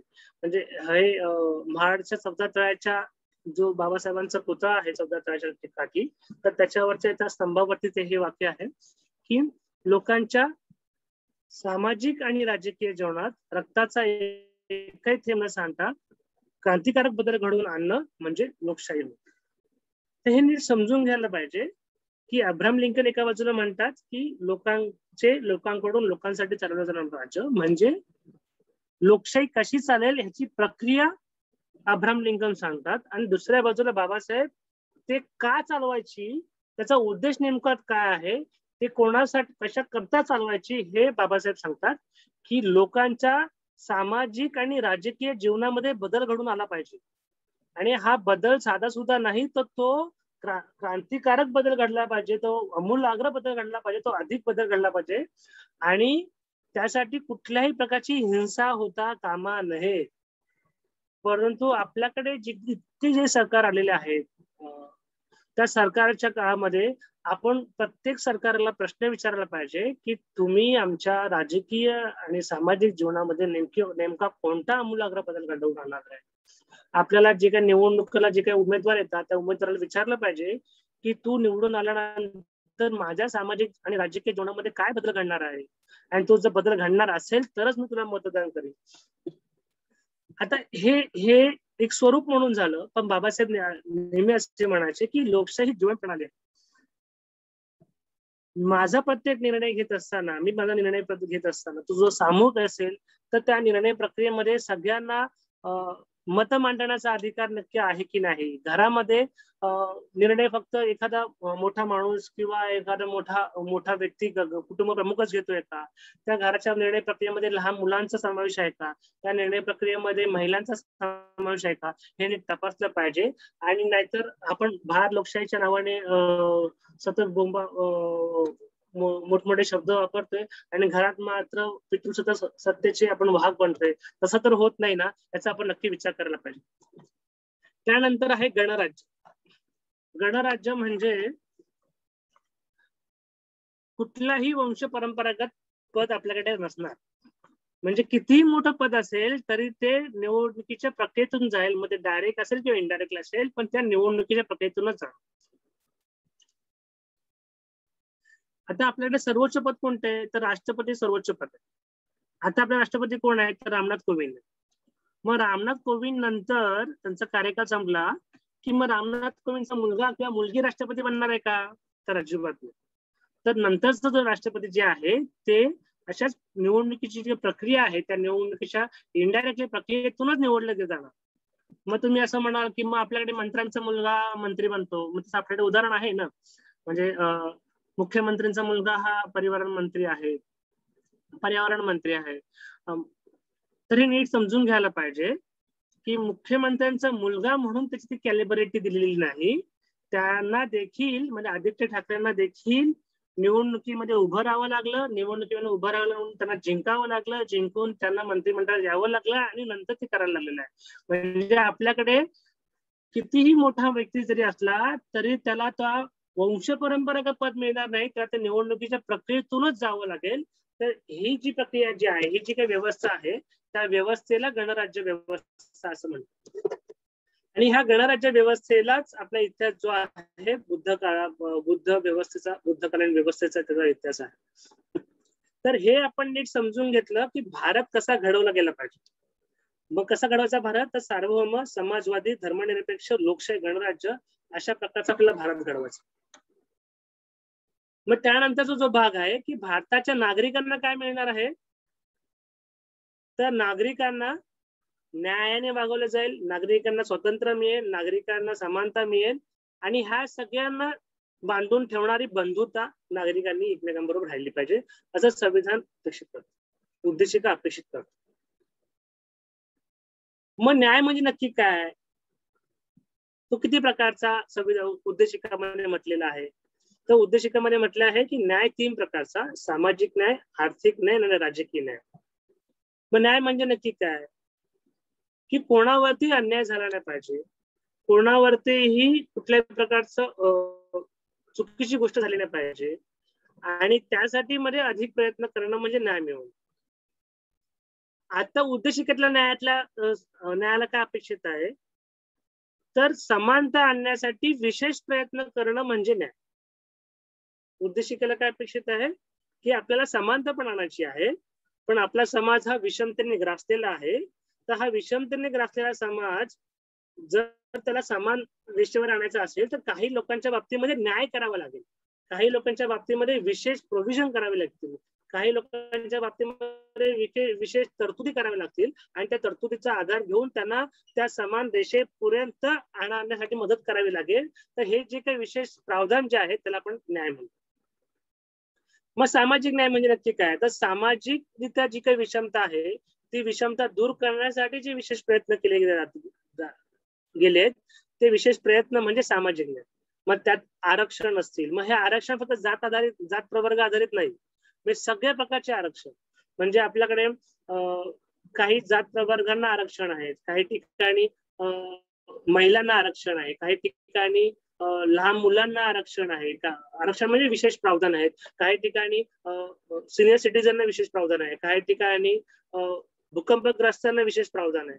मग जे कुठल्या ना कुठल्या आपत्तीने ग्रासलेले आहेत, जे कुठल्या ना कुठल्या विषमतेचे बळी आहेत, त्या सगळ्या प्रवर्गांना विशेष प्रावधान करून अधिक त्यांना समानतेच्या दिशेने आणणं म्हणजे सामाजिक न्याय. त्यानंतर आहे आर्थिक न्याय. आर्थिक न्याय म्हणजे आर्थिक विषमता दूर करणं. म्हणजे आपल्याकडे जी काही आर्थिक दुरी आहे, श्रीमंत आणि गरिबी जी काही दुरी आहे, ती दुरी दूर करण्यासाठी विशेष प्रयत्न करणं म्हणजे आर्थिक न्याय करणं. आणि काही प्रमाणामध्ये आपल्याकडे तशी व्यवस्था पण आहे. म्हणजे आपल्याकडे टॅक्स प्रणाली बघा, टॅक्स प्रणाली असं पूर्ण समान नाही. म्हणजे एक व्यक्तीला 100 रुपयाचा टॅक्स दिला जाईल आणि सगळ्यांकडून 100 रुपये गोळा केले जातील, असं आपल्याकडे व्यवस्था नाही. तर आपल्याकडे न्यायावर आधारलेली एक व्यवस्था आहे. म्हणजे जो अधिक कमवतो त्याच्याकडनं अधिक टॅक्स, जो अधिक कमवतो त्याकडनं अधिक टॅक्स, जो कमी कमवतो त्याला कमी टॅक्स, जो अत्यल्प कमवतो त्याला टॅक्स माफी आहे, जो कमवत नाही त्याला तर ह्या सगळ्यामध्ये संबंधच नाही. आणि त्या आधारावरती जी काही टॅक्स प्रणाली आहे त्यातून देखील ज्या काही योजना राबवल्या जातात त्या योजना देखील त्या आधारावरती आहेत. म्हणजे आपल्याकडे ज्या काही सबसिडी आहेत वेगवेगळ्या प्रकारच्या, म्हणजे गॅसवरची सबसिडी असेल किंवा पेट्रोलची सबसिडी असेल किंवा रस्त्यावरची सबसिडी असेल, गावच्या ठिकाणी मग शेळी पालनासाठी सबसिडी, शेतीचे अवजार घेण्यासाठी सबसिडी, ह्या ज्या काही सबसिडी ज्या आहेत त्या सबसिडी आर्थिक विषमता दूर करण्याचे प्रयत्न आहेत. आणि सबसिडीच्या माध्यमातून आर्थिक भार त्या वंचित लोकांना, गरीब लोकांना, दुर्लक्षित लोकांना उचलायला नाही गेला पाहिजे म्हणून सरकारकडून मिळालेलं ती थोडीशी मदत आहे. परंतु तुम्ही 95 पासून 49 पासून ते आतापर्यंत जितकं सरकार बघितली गेली तर आर्थिक विषमता दूर दरी जी आहे ती कमी होत गेली पाहिजे, पण ती आता सध्याच्या 20-25 काळामध्ये ती अधिक वाढत चाललेली आहे. आणि ह्यासाठी प्रयत्न केले जाणारे जे प्रयत्न आहेत ते तुटपुंजे आहेत ते नीट समजून घ्यायला पाहिजे. म्हणजे आपल्याला लाखोंचे पॅकेज दिले, करोडोंचे पॅकेज दिले असे शब्द म्हटले जातं, पण त्यातून येणारा जो काय इफेक्ट आहे, त्यातून होणारा जी काही परिणती जी आहे, त्यातून गरिबीची जी अंतर आहे, गरीब सीमेमधलं जे अंतर आहे ते काय कमी होत नाही. म्हणजे जे काही ते पॅकेजच्या माध्यमातून जे काही राबवलं जातं त्याला अजूनपर्यंत यश येत नाहीये, हे आपण समजून घ्यायला. त्यानंतर आहे राजकीय न्याय. म्हणजे जी काही राजकीय विषमता आहे ती राजकीय विषमता दूर करणं, त्यासाठी विशेष प्रयत्न करणं, त्याला राजकीय न्याय म्हटलं जातं. मग आपल्याकडे राजकीय विषमता काही बाबतीमध्ये स्वातंत्र्याच्या आधी पहिली होती. म्हणजे वोटिंग करण्याचा अधिकार सगळ्यांना नव्हता. टॅक्स पेअरला आणि काही धनदांडग्यांना, शिकलेल्या लोकांनाच फक्त टॅक्स वोटिंग करण्याचा अधिकार होता. संविधान बनवून झालं आणि त्यानंतर संविधान करताना त्यात मोठी तरतूद केली की एक व्यक्ती, एक मत आणि त्या मताला एक मूल्य असेल, इतक्या प्रकारची समानता राजकीय न्यायाच्या दृष्टिकोनातून वोटिंगच्या बाबतीमध्ये आणली गेली. म्हणजे अंबानी असेल तरी त्याला एकच वोट देण्याचा अधिकार आहे, त्या वोटाला एकच मूल्य आहे. रस्त्यावर झोपणारा एक गरीब व्यक्ती असेल त्याला वोटिंग करताना पण त्याला एकच वोट द्यावं लागणार आणि त्या वोटाला पण एकच मूल्य आहे. इतकी समानता आपल्याकडे आलेली आहे. पुरुष असेल तरी एकच वोट, स्त्री असेल तरी एकच वोट, तथाकथित उच्च जातीतला असेल तरी एकच वोट आणि तथाकथित उच्च जातीतला असेल तरी पण एकच वोट. इतक्या प्रकारची समानता राजकीय न्यायाने आपल्याकडे आलेली. काही ठिकाणी म्हणजे मतदारांच्या बाबतीमध्ये काही प्रवर्गांना विधिमंडळामध्ये आणि कायदे मंडळामध्ये स्थान मिळालं नाही म्हणून जात प्रवर्गाच्या आधारावरती काही ठिकाणी आरक्षण दिले गेले आणि त्या आरक्षणाच्या आधारावरती काही प्रमाणामध्ये समानता आणण्याचा प्रयत्न केला गेला. म्हणून आपल्याकडे राखीव मतदारसंघ आहे. महिलांच्या बाबतीमध्ये तसं अजून घडलेलं नाही. महिलांच्या बाबतीमध्ये पंचायत राज आणि कॉर्पोरेशन व्यवस्थेमध्ये त्यांना आरक्षण मिळालं, पण ह्या दोन्ही व्यवस्था तशा लॉ मेकिंग व्यवस्था नाहीत, कायदे बनवणारी व्यवस्था नाही. पण जी कायदे बनवणारी व्यवस्था आहे, विधिमंडळ असू दे किंवा संसद असू दे, तिकडे अजूनपर्यंत महिलांना आरक्षण नाही. महिलेला तिकडे अजून न्यायाच्या दृष्टिकोनातून बघितलं गेलेलं नाही. आणि त्याचीच परिणती 15% पेक्षा कमी महिला ह्या संसदेमध्ये आहेत आणि महाराष्ट्र विधिमंडळामध्ये. 33% आरक्षणाचं म्हणजे 50% खऱ्या अर्थानं असायला पाहिजे, पण 33% आरक्षणाचं बिल 97-98 पासून पेंडिंग आहे. त्याच्याबद्दल कुठलाही पक्ष असू दे, तो त्याच्या सपोर्टने, महिलांच्या बाजूने त्याच्या विधिमंडळामध्ये आणि कायदे मंडळामध्ये आवाज उठवायला मागत नाही. तर त्याची ही सगळी आपल्या लोकांची जबाबदारी म्हणून आपल्याला ते समजून घ्यायला पाहिजे आणि सांगायला पाहिजे की 33% आरक्षण हे महिलेला मिळालं पाहिजे. आणि ह्या 33% आरक्षणामध्ये कोणाचाही आरक्षणाचा लाभ जाणार नाही, पुरुषांचा आरक्षणाचा लाभ जाईल, पण कुठल्याही जात समूहाचा आरक्षणाचा लाभ जाणार नाही. ते नीट समजून घ्यायला पाहिजे. पुरुषांनी जे काही अनिर्बंध आतापर्यंत उपभोग घेतलेला आहे लिंगाच्या आधारावरती, त्याच्यावरती आपल्याला आता जबर बसवायला पाहिजे आणि किमान 33% आरक्षणाची मागणी करायला पाहिजे आणि टप्प्याटप्प्याने पुढे ते 50% आरक्षणापर्यंत गेली पाहिजे. हे आपण न्याय म्हणून समजून घे. स्वातंत्र्य म्हणजे माझा विकास करण्यासाठी, मला अभिव्यक्त होण्यासाठी मिळणाऱ्या वेगवेगळ्या संध्या म्हणजे स्वतंत्र म्हणता येईल. मग हे स्वतंत्र आपल्याकडे 5 प्रकारचे: विचाराचं स्वतंत्र, अभिव्यक्तीचं स्वतंत्र, विश्वासाचं स्वतंत्र, श्रद्धेचं स्वतंत्र आणि उपासनेचं स्वतंत्र. सगळ्यांना मुक्तपणे विचार करता यावा म्हणून विचाराचं स्वातंत्र्य दिलं. आता तुम्हाला काही जणांना वाटेल हा एवढूसा मुलगा काय इतकं डोक्याला आम्हाला पकवतोय आहे किंवा काय बडबड करतोय. आता असा तुम्ही विचार करू शकता. तो विचार मला काही कळत नाहीये, कारण विचार आपल्या डोक्यामध्ये चालत असतो.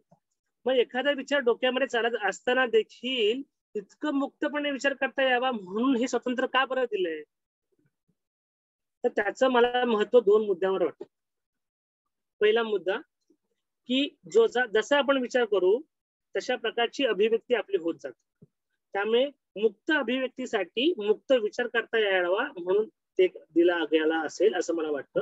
आणि दुसरं म्हणजे आपण गेल्या 2 सत्रामध्ये पण ते पाहिलं की ज्या ज्या गोष्टी संविधानाने नाकारला त्याच्यावरती उपाय देखील केले. म्हणजे आपल्याकडे अशी समाज व्यवस्था होती की धर्मग्रंथ वाचण्याचा, धर्मग्रंथ ऐकण्याचा विचार जरी केला तरी शिक्षेचे प्रावधान होते. तर ही जी काही विचार मुक्तपणे विचार करण्यासाठी जी काही बंधनं लादली गेली होती त्या बंधनातून मुक्त करणं आणि प्रत्येक व्यक्तीला मुक्त विचार करण्यास स्वतंत्र आहे अशा प्रकारचे प्रावधान ह्या मुक्त विचारामध्ये असेल असं मला वाटतं. तर हे विचार करण्याचं स्वातंत्र्य आपण समजून घेतलं. त्याच्यानंतर आहे अभिव्यक्ती स्वातंत्र्य.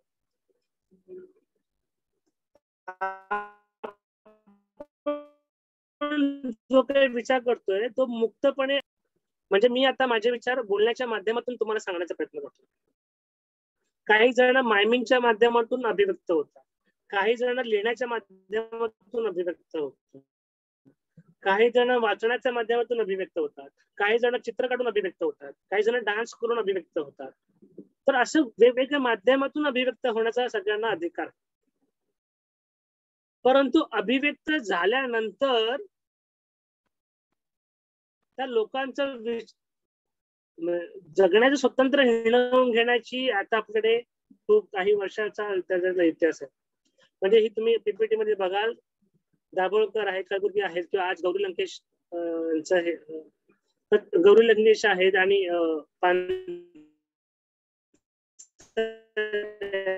ह्या सगळ्यांनी आपला विचार त्यांनी अभिनय म्हणून त्यांच्या विचारासाठी त्यांची देखील हत्या केली. त्यांचा विचार तो त्यांनी मिटला गेला नाही, तो अधिक जोमाने पसरला. परंतु ही जी काही पूर्वअट आहे विचार स्वातंत्र्याची की एखाद्याचा विचार आपल्याला पटत नाही तर त्याचा अभिव्यक्त होऊन तो त्याच्या न पटण्याचं स्वतंत्र देखील आपल्याला आहे किंवा ते पटत नाही म्हणून त्याच्या विरोधाची बाजू मांडण्याचं स्वतंत्र आपल्याकडे आहे. पण कोणालाही संपवण्याचं, कोणालाही जगण्याचं स्वतंत्र हिणवून घेण्याचा अधिकार कोणालाही नाही. कोणालाही हिंसा करण्याचा अधिकार कोणालाही नाही. म्हणजे मला तुमचा विचार पटत नाही म्हणून तुम्हाला बोलूच देणार नाही, अशा प्रकारची गोष्ट आपण करू शकत नाही. त्याच्यानंतर आहे विश्वास स्वातंत्र्य. हे कोणालाही कोणावरही विश्वास ठेवण्याचा अधिकार आहे. दुसरा आहे श्रद्धा. मग कोणालाही कोणावरही श्रद्धा ठेवण्याचा अधिकार. मग विश्वास आणि श्रद्धामध्ये काय फरक आहे किंवा काय अर्थ आहे? विश्वास म्हणजे व्यक्तीवर विश्वास ठेवला जातो, आणि मग त्याला दोन अशा प्रकारे मांडणी केली जाते की व्यक्तीवर विश्वास ठेवला जातो आणि वस्तूवर श्रद्धा ठेवली जाते, अशा प्रकारे एक मांडणी करतात काही जण. तर काही जण अशी मांडणी करतात की जे तर्काला आधार आहे, ज्याला तर्क आधार आहे त्याला विश्वास ठेवला जातो, आणि ज्याला तार्किक आधार नाही त्याच्यावरती श्रद्धा ठेवली जाते. म्हणजे असं म्हणता येईल की मला तुमच्या सगळ्यांवरती विश्वास आहे की तुम्ही जे काही माझे विचार मांडतो आहे तर ते तुम्ही ऐकण्याचा वरती श्रद्धा आहे की ती माझा आवाज, माझं बोलणं, माझं सगळं एक्सप्रेशन हे तुमच्यापर्यंत पोहोचतं, असं आपण थोडंसं म्हणतो. जर श्रद्धेचं स्वातंत्र्य आहे तर एखादा व्यक्ती दगडावरती श्रद्धा ठेवत असेल तर त्या दगडावरती श्रद्धा ठेवण्याचा अधिकार देखील त्या व्यक्तीला आहे, हे आपण समजून घ्यायला. ज्या व्यक्तीला एखाद्या व्यक्तीने दगडावर श्रद्धा ठेवण्याचा अधिकाराचं पटत नाही तर त्याच्याबद्दल मत व्यक्त करण्याचं त्या व्यक्तीला अभिव्यक्ती स्वतंत्र आहे. परंतु त्या दगडा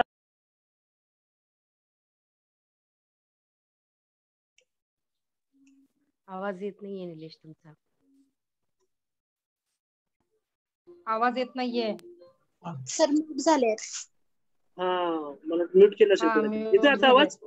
हो आता येतोय आवाज? येतोय. हा येतोय. तर कोणावरही कुठल्या वस्तूवरती श्रद्धा ठेवण्याचं आपल्याला स्वातंत्र्य आहे, हा मुद्दा आपण सांगण्याचा प्रयत्न करतो. त्यानंतर आहे उपासना स्वातंत्र्य.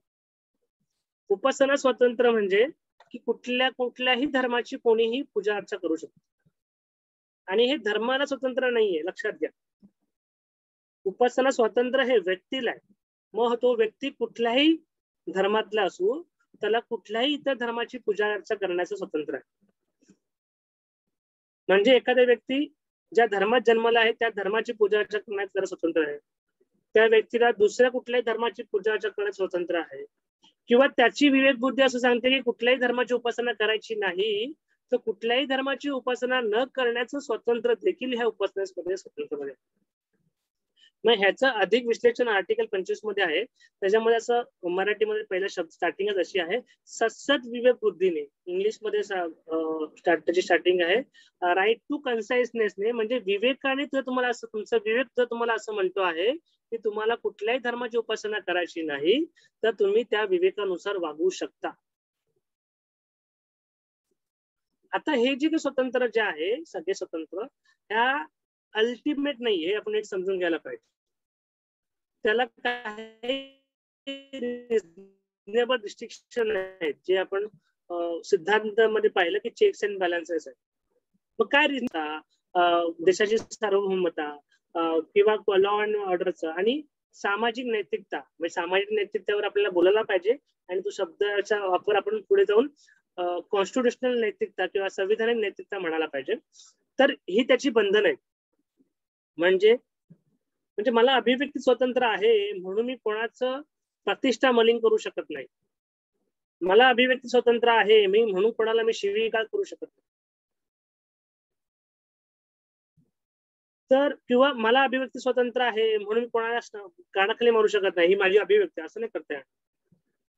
आपली अभिव्यक्तीमुळे जर कायदा आणि सुव्यवस्थेचा प्रश्न तयार होणार असेल तर ते चालणार नाही. आपल्या अभिव्यक्तीमुळे देशाची सार्वभौमत्व धोक्यात येणार असेल तर चालणार नाही. आपल्या अभिव्यक्तीमुळे सामाजिक आरोग्याचा प्रश्न तयार होणार असेल तर चालणार नाही. म्हणूनच कोरोनाच्या काळामध्ये सामाजिक आरोग्याचा प्रश्न तयार झाला, आणि आपल्याला कुठेही फिरण्याचं जे काही स्वतंत्र आहे, कुठेही व्यवसाय करण्याचं जे काही स्वतंत्र आहे, कशाने वाहन जाण्याचं स्वतंत्र जे काय आहे त्याच्यावर निर्बंध लादण्यात आली आणि ते नियमित करण्यात आलं, कारण सामाजिक आरोग्याचा प्रश्न तयार झाला.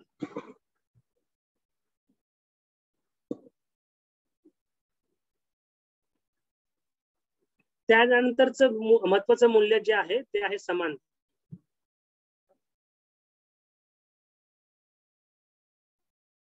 समानता म्हणजे सगळ्यांना समान वागणूक मिळणं, समान विकासाच्या संधी मिळणं, समान अभिव्यक्तीच्या संधी मिळणं. आणि ही समानता दोन पातळीवरती मिळाली पाहिजे. म्हणजे संविधान एका बाजूला न्याय पण मिळाला पाहिजे असं म्हणतं,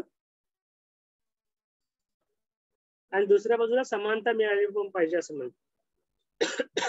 तर कुठल्या दोन बाबतीमध्ये समानता मिळाली पाहिजे? तर दर्जा आणि संधीच्या बाबतीमध्ये समानता मिळाली पाहिजे. म्हणजे सगळ्यांना समान संधी मिळाली पाहिजे. जात, लिंग, धर्म, वर्ण, वर्ग याच्या आधारावरती कोणाची संधी हिरावून घेतली गेली नाही पाहिजे.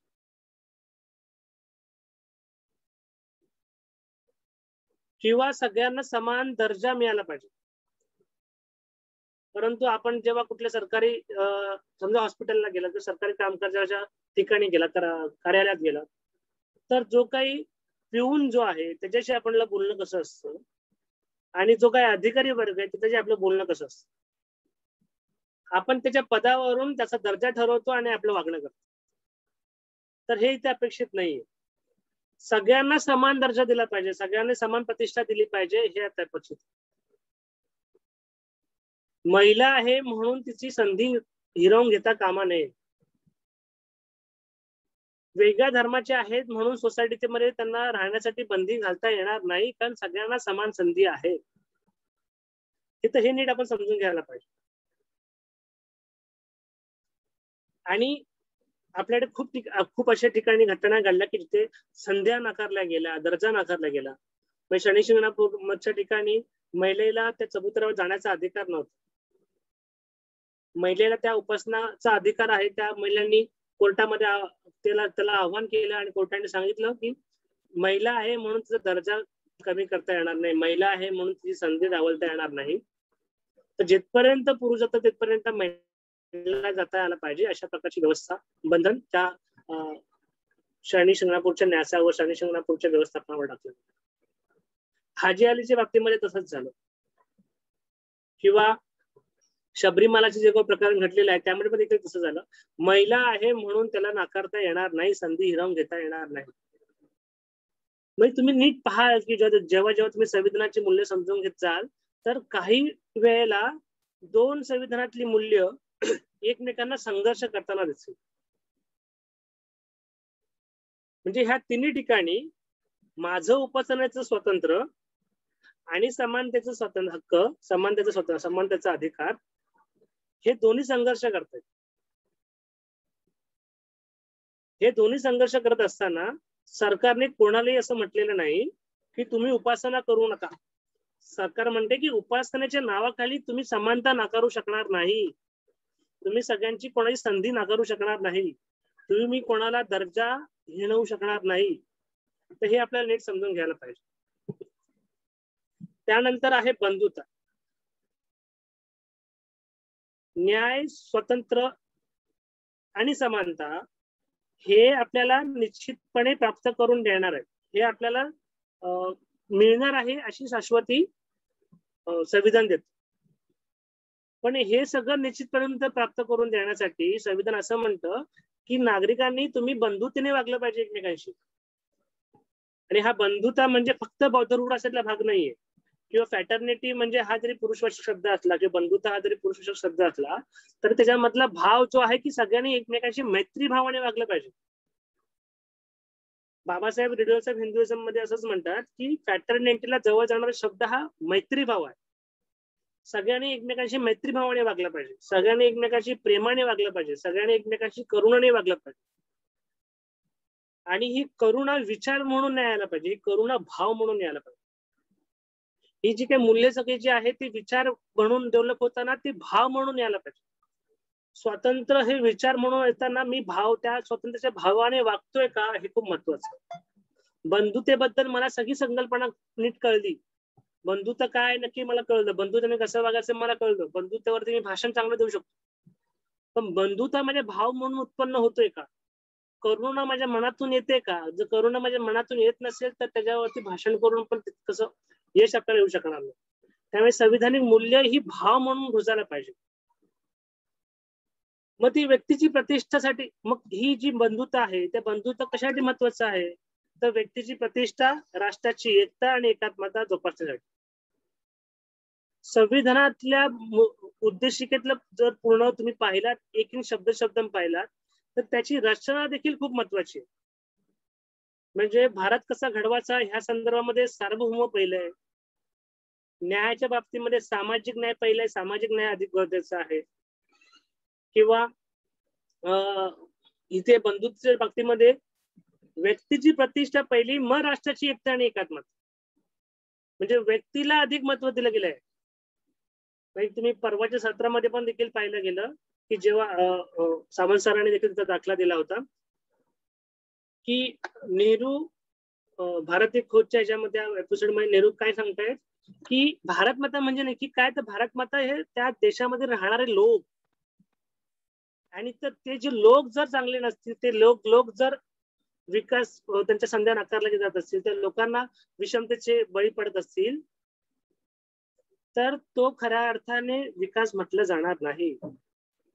तर त्या अर्थाने जे काही म्हटले गेलेलं आहे, म्हणून तिकडे व्यक्ती ही अधिक महत्वाची, आणि व्यक्तीची प्रतिष्ठेला अधिक महत्व केव्हा येईल, जेव्हा आपण एकमेकांशी प्रेमाने वागतो. आणि हे प्रेमाने वागताना जात, लिंग, धर्म, वर्ग, वर्ण ह्याच्या ज्या काही अस्मिता आहेत ह्या सगळ्या गळून पडल्या गेल्या पाहिजेत, आणि माणूस, व्यक्ती ही एकच अस्मिता आपल्याकडे राहिली पाहिजे.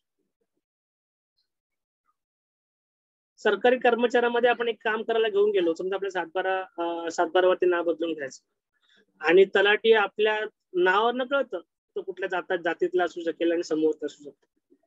त्या नावावरून आपल्याला कळलं की तो आपल्या जातीतला आहे, तर आपली जात अस्मिता इतकी उफाळून तरी हा आपल्यापैकीच आहे, आणि आपण त्याची इतकं जिव्हाळ्याने आणि अस्मितेने वागत लागतो की तो आपलं काम करून देणार हा आपला विश्वासच पडतो. तर ही जात अस्मिता जे उफाळून येतात, किंवा समजा आपण मी मुंबईचा आहे आणि मी दिल्लीला गेलो, तर तिकडे मुंबईवाला भेटल्यानंतर मी लगेच खुश होऊन जातो. किंवा मुंबईच्या ट्रेनमध्ये समजा मी साताऱ्याचा आहे आणि साताऱ्याच्या बाजूचा सीटवाला जो बसलेला माणूस त्याचा पण साताऱ्याचा असेल, तर आपण लगेच जिव्हाळ्याने एकमेकांशी बोलायला लागतो.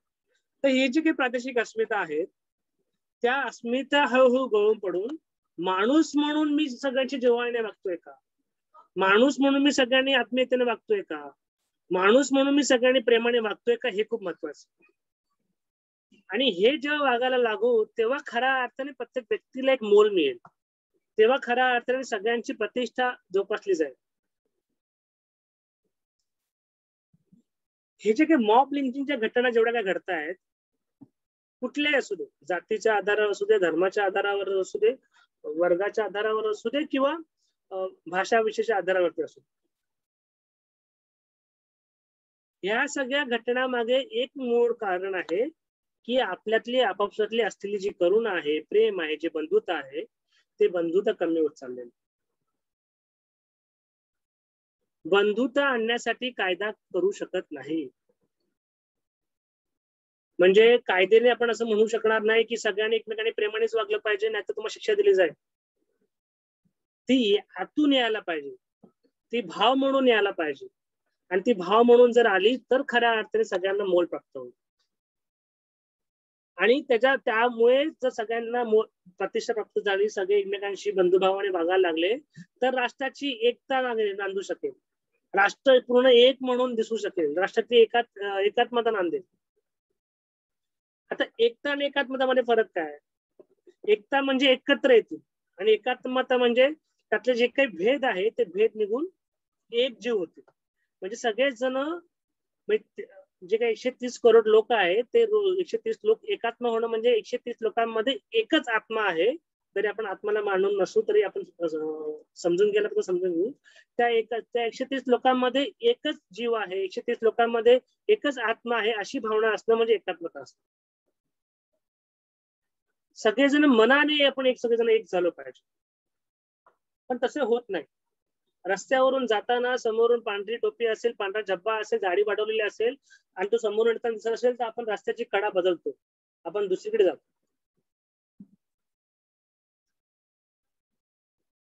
एखाद्या बाजारामध्ये आदिवासी स्त्री पेहरावना करते, ते पेहरावरून त्या आदिवासी स्त्रीला आपण हिणवण्याचा प्रयत्न करतो, किंवा आपण शी करून लांब जातो. तर हे जे काही आहे ना, की काही आपल्याकडे भेद आहेत आणि काही आपल्याकडे विशेष आहे. जे विशेष जे आहे, जे पेहराव हे आपला विशेष आहे, खाणपान आपलं विशेष आहे, भाषा आपली विशेष आहे, हावभाव आपले विशेष आहे. तर ही जी काही विशेष आहे ते हे विशेषचा आदर करून आपल्याला एकत्र व्हायला पाहिजे. आपली जी काही संस्कृती आहे ती विशेष आहे, ती संस्कृती संमिश्र झालेली आहे, त्याचा आदर करून आपल्याला एक व्हायला पाहिजे. तर खऱ्या अर्थाने आपण एकात्मत होऊ. आणि हे जेव्हा एकात्म होऊ, जेव्हा आपण इंटिग्रेटेड होऊ, इंग्लिश मध्ये शब्द आहे इंटिग्रेटेड, तर खऱ्या अर्थाने इंटिग्रेटेड होऊ तेव्हा आपण भारतीय म्हणून पुढे होऊ. बाबासाहेबांना जे अपेक्षित होतं की मी प्रथमता भारतीय आहे, अंतिमता भारतीय आहे, ह्याची पूर्ववाटच एक आहे की आपण एकमेकांशी बंधुतेने वागलं पाहिजे. आणि आम्ही म्हणताना मांडणी करताना पण अशी मांडणी करतो की त्याच्याही पुढे जाऊन जय जगत हा आपला नारा असायला पाहिजे. आणि आपल्या संस्कृतीमध्ये जे काही सगळं उज्ज्वल परंपरा आहे त्याचा भाग आहे. म्हणजे साने गुरुजी म्हणतात खरा तो एकच धर्म, जगाला प्रेमात पाहावे, किंवा आता विश्वात्मक जे असं ज्ञानेश्वरांचं म्हणणं असेल. तर ह्या सगळ्यामध्ये काय आहे की जगावरती प्रेम करायला पाहिजे, जग म्हणून आपण एकत्र असलं पाहिजे. आणि ज्या काही भेदाच्या भिंती आहेत त्या भिंती सगळ्या गळून पडल्या पाहिजे आणि माणूस म्हणून आपण एक झालो पाहिजे. आणि हे माणूस म्हणून एक होत असताना फक्त माणूस म्हणून एक होता कामा नये, तर जे काही निसर्ग भोवताला आहे त्यामध्ये प्राणी असेल, झाडं झुडपं असतील, काही सगळं जे असतील, ही काही जीवसृष्टी जी काय आहे ती जीवसृष्टी सगळी एक झाली पाहिजे. आणि त्या जीवसृष्टी एकमेकांबरोबर सहचार्याने कसं वागू शकेल, सहचार्याने कसं गोविंद राहील, हा आपला प्रयत्न असला पाहिजे. आणि तसा प्रयत्न असणं म्हणजे बंधुतेने वागणं असं म्हणतंय. तर आपण शेवटाला चाललोय. तर प्रस्तावनेचा शेवटचा भाग आहे की हे संविधान अंगीकृत अधिनियमित करून स्वतः आपलं अर्पण करतात. हे तिन्ही शब्द पण खूप महत्वाचे आहेत आणि त्याची रचना पण महत्वाची आहे की हे आम्ही अंगीकृत करणार आहे, म्हणजे आम्ही स्वीकारणार आणि तसं वागणार आहे, त्याचा आम्ही कायदा करणार आहे आणि मग स्वतःवर अर्पण करणार आहे. त्याचा आपण कायदा केला, कॉन्स्टिट्यूशनचा कायदा झाला, त्याच्या आधारावरती आणखी कायदे झाले, अधिनियमित करणं म्हणजे कायदे झाले. पण आपण हे खऱ्या अर्थाने अंगीकृत केले का याचा प्रश्न विचारला पाहिजे आपण सुद्धा. आपण नुकतंच अर्पण केले आहे असं म्हणतो, पण अंगीकृत खऱ्या अर्थाने केले का? अंगीकृत करणं म्हणजे ते अंगीकारणं आणि तसं वागणं. आपण सगळ्यांशी समानतेने वागतो का? सगळ्यांशी बंधुतेने वागतो का? सगळ्यांशी न्यायाने वागतो का? सगळ्यांना स्वतंत्र अबाधित ठेवण्याचा प्रयत्न करतो का? त्याचं उत्तर सगळ्यांनी आपण विचारलं पाहिजे.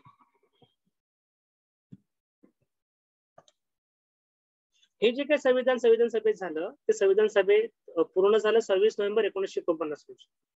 या 26 नोव्हेंबर 1949 रोजीच्या आदल्या दिवशी म्हणजे 25 नोव्हेंबरला बाबासाहेबांनी शेवटचं भाषण केलं होतं संविधान सभेत.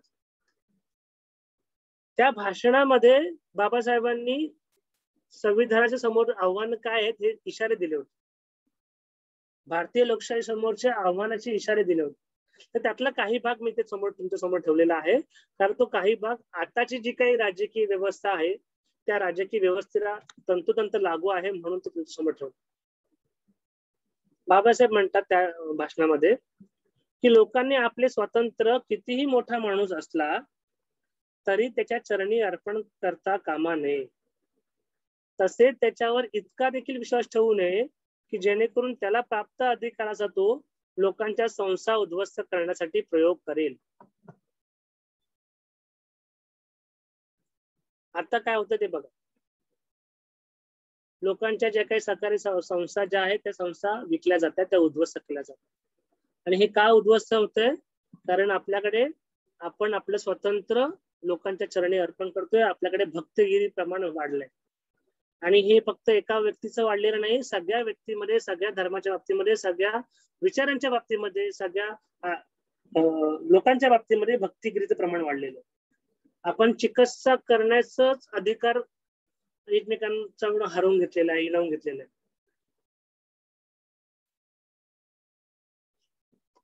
त्याच भाषणामध्ये बाबासाहेब हे देखील म्हणतात, भक्ती किंवा ज्याला भक्तीचा मार्ग म्हणता येईल तो किंवा विभूती पूजा ही जगातील इतर कोणत्याही राजकारणात दिसणार नाही, इतक्या मोठ्या प्रमाणात भारतीय राजकारणात दिसते.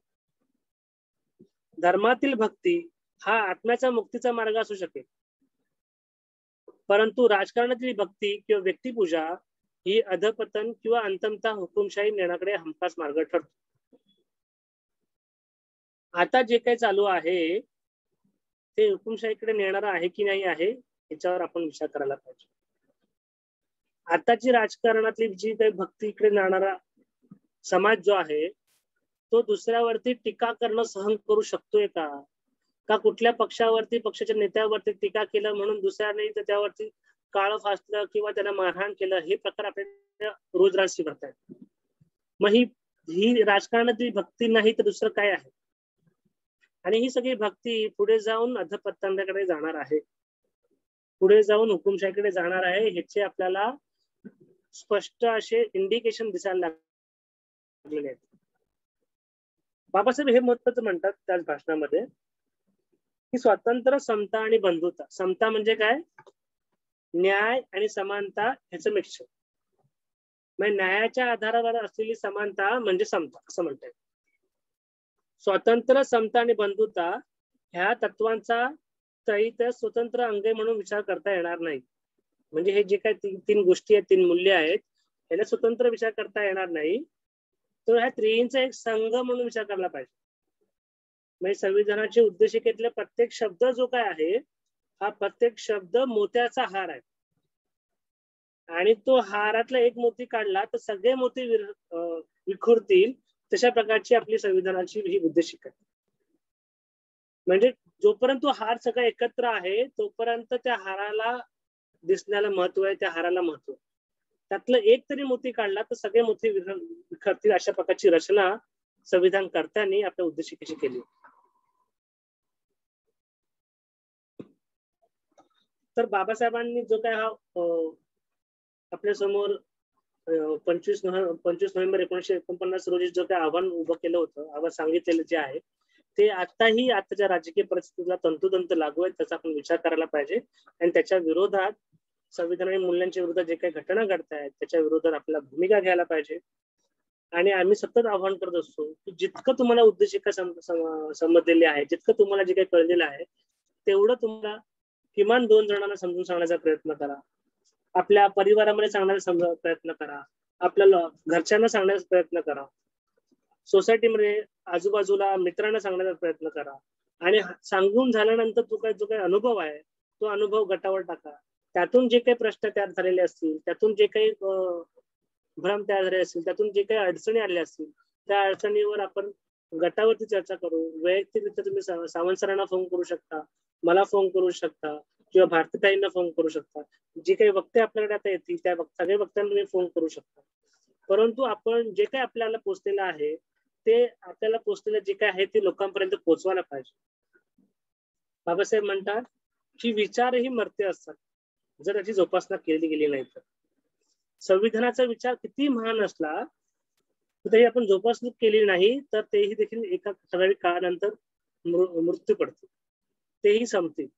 त्याची जोपासना करायला पाहिजे आणि ही जोपासना करण्याचा मुख्य उद्देश हा संविधान परिचय वर्गाचा.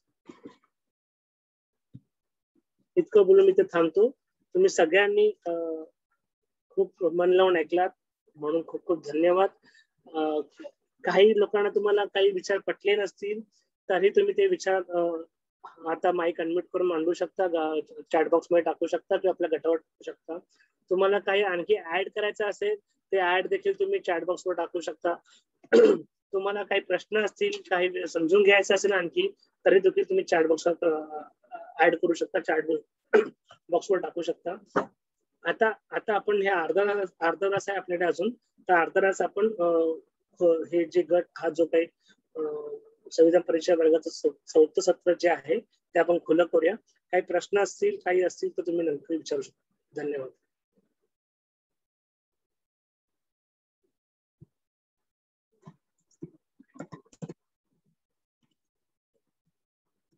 हॅलो, नमस्कार सर. हा बोला. मला एक प्रश्न विचारायचा होता. ते सार्वभौममध्ये तुम्ही जे सांगितलं की आपण लोकशाहीमध्ये आपला देश आहे आणि आपण ज्या निर्णय प्रक्रियेमध्ये सहभागी व्हायचे, तर साधारणतः ह्या नगरपालिका किंवा विधानसभा किंवा लोकसभा असतात. यांच्यामध्ये जर आपल्याला म्हणजे सहभागी व्हायचं असेल तर इलेक्शन मधनं निवडून जाण्याचा एकच मार्ग आहे की अजून कोणते मार्ग आहेत?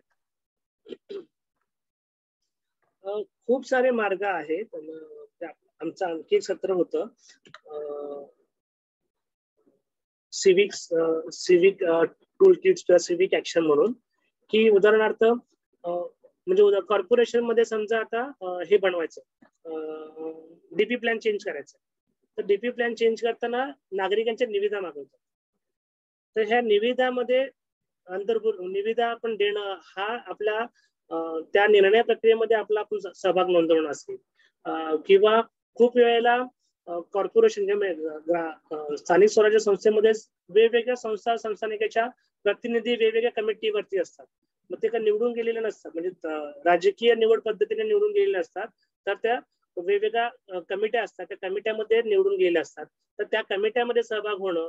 तर अशा प्रकारचे खूप सारे आपल्याकडे सिव्हिक ऍक्शन्स आहेत की ज्या ऍक्शन्सच्या माध्यमातून आपण वेगवेगळ्या निर्णय प्रक्रियेमध्ये आपला हस्तक्षेप नोंदवू शकतो.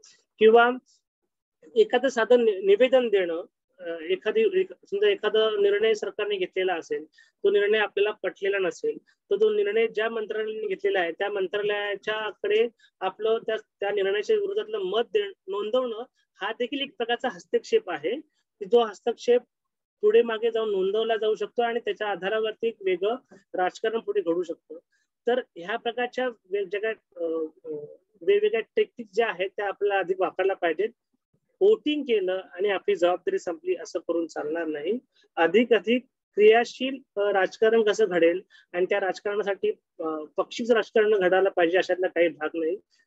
वेगवेगळ्या निर्णयावरती संविधानातल्या मूल्यांच्या आधारावरती भूमिका घेणं म्हणजे खऱ्या अर्थाने राजकारण करणं असं आपण समजायला पाहिजे.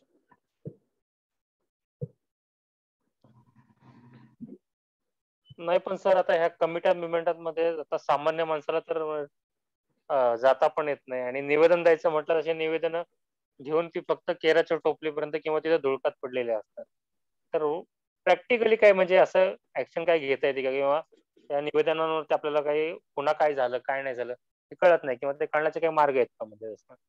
हो आहेत. आमचं सत्र एक आहे सिव्हिक ऍक्शन म्हणून. त्या सिव्हिक ऍक्शनच्या मध्ये त्याच प्रकारचं असतं. आणि आपण काय म्हणतो, म्हणजे आपल्याला सगळ्यांना सवय ती आहे की आपल्याला पटकन रिझल्ट पाहिजे, आणि पटकन रिझल्टच्या ह्याच्यामुळे आपण एक निवेदन केल्यानंतर तो जो काय आपली भूमिका विरोधाची मानली म्हणून तो GR कॅन्सल झाला पाहिजे असं आपल्याला अपेक्षित असतं. पण ते अपेक्षित रिझल्टच्या रिझल्ट मिळणार नाही म्हणून आपण ती भूमिका पण मांडत नाही. तर तसं करून चालणार नाही आपल्या सगळ्यांना. आपल्या ज्या काही भूमिका ज्या आहेत त्या भूमिकेतून अधिक सक्षम समाज पुढे जाऊन तयार होत असतो.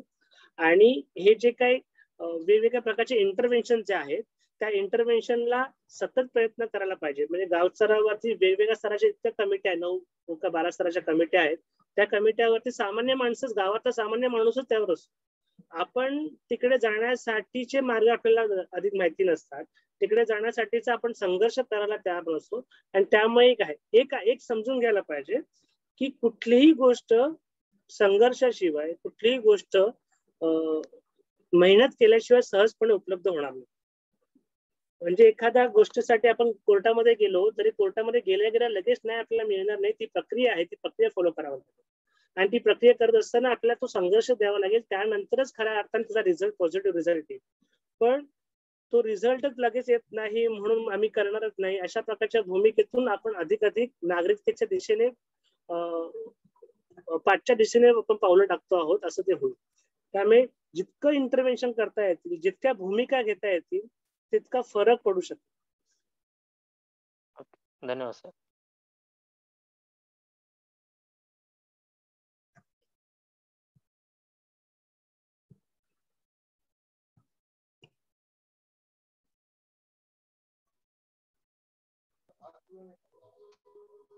प्रतीक थोरात प्रश्न ओके. विचारतात. हा, प्रतीक थोरात प्रश्न विचारला आहे.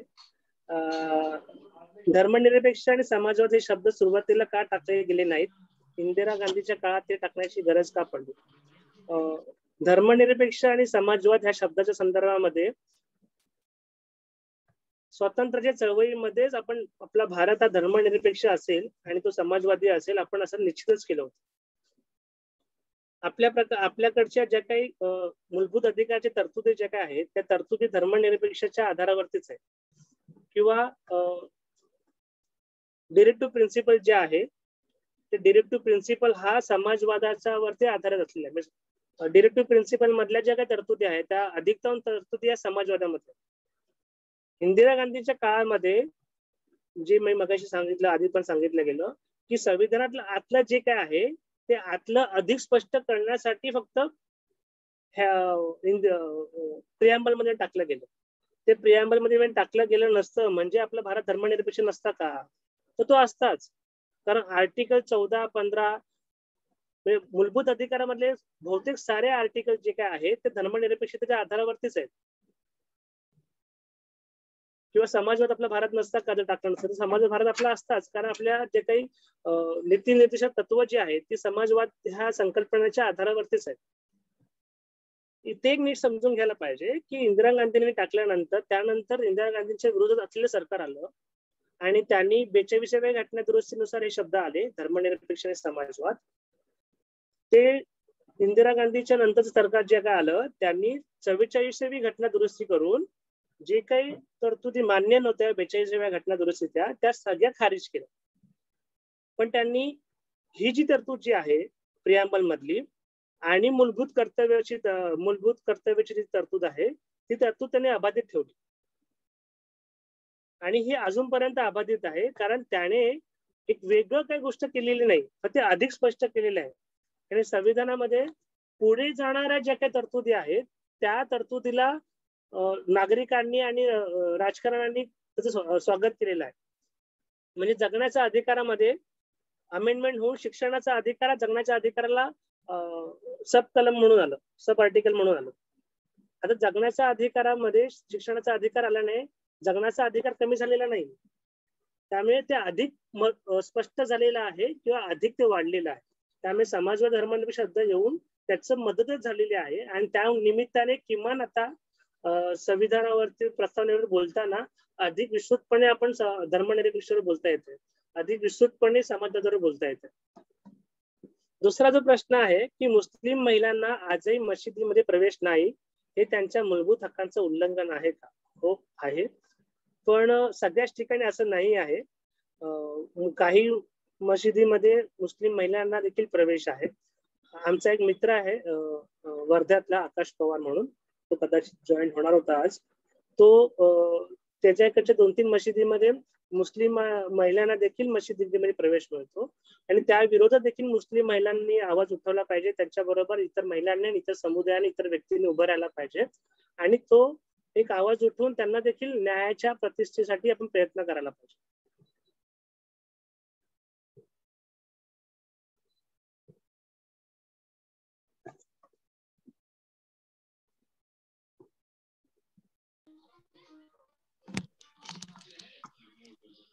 कोणाला काही प्रश्न विचारायचे आहेत तर ते माईक ऑन करून बोलू शकतात.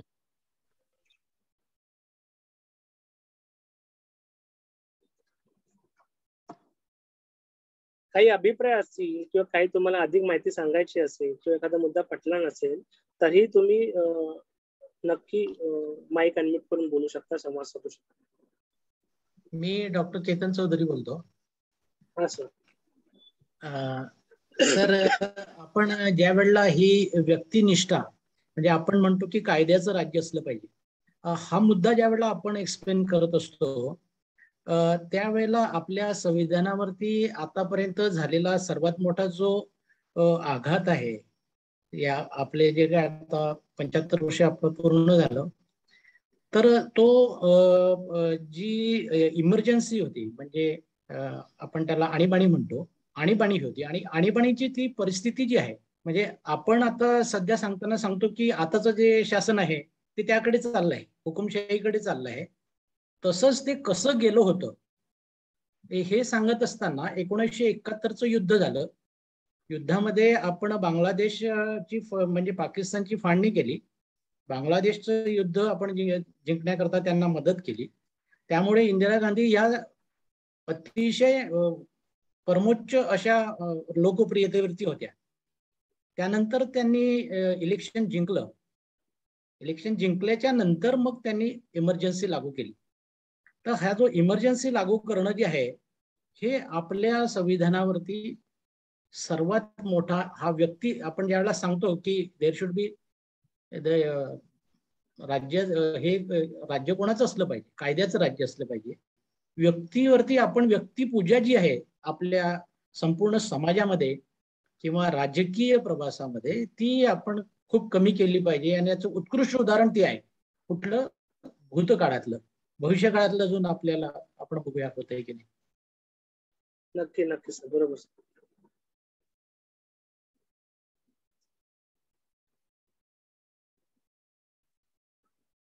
ओके, आणखी काही अभिप्राय, काही बोलायचं असेल, काही मांडायचं असेल?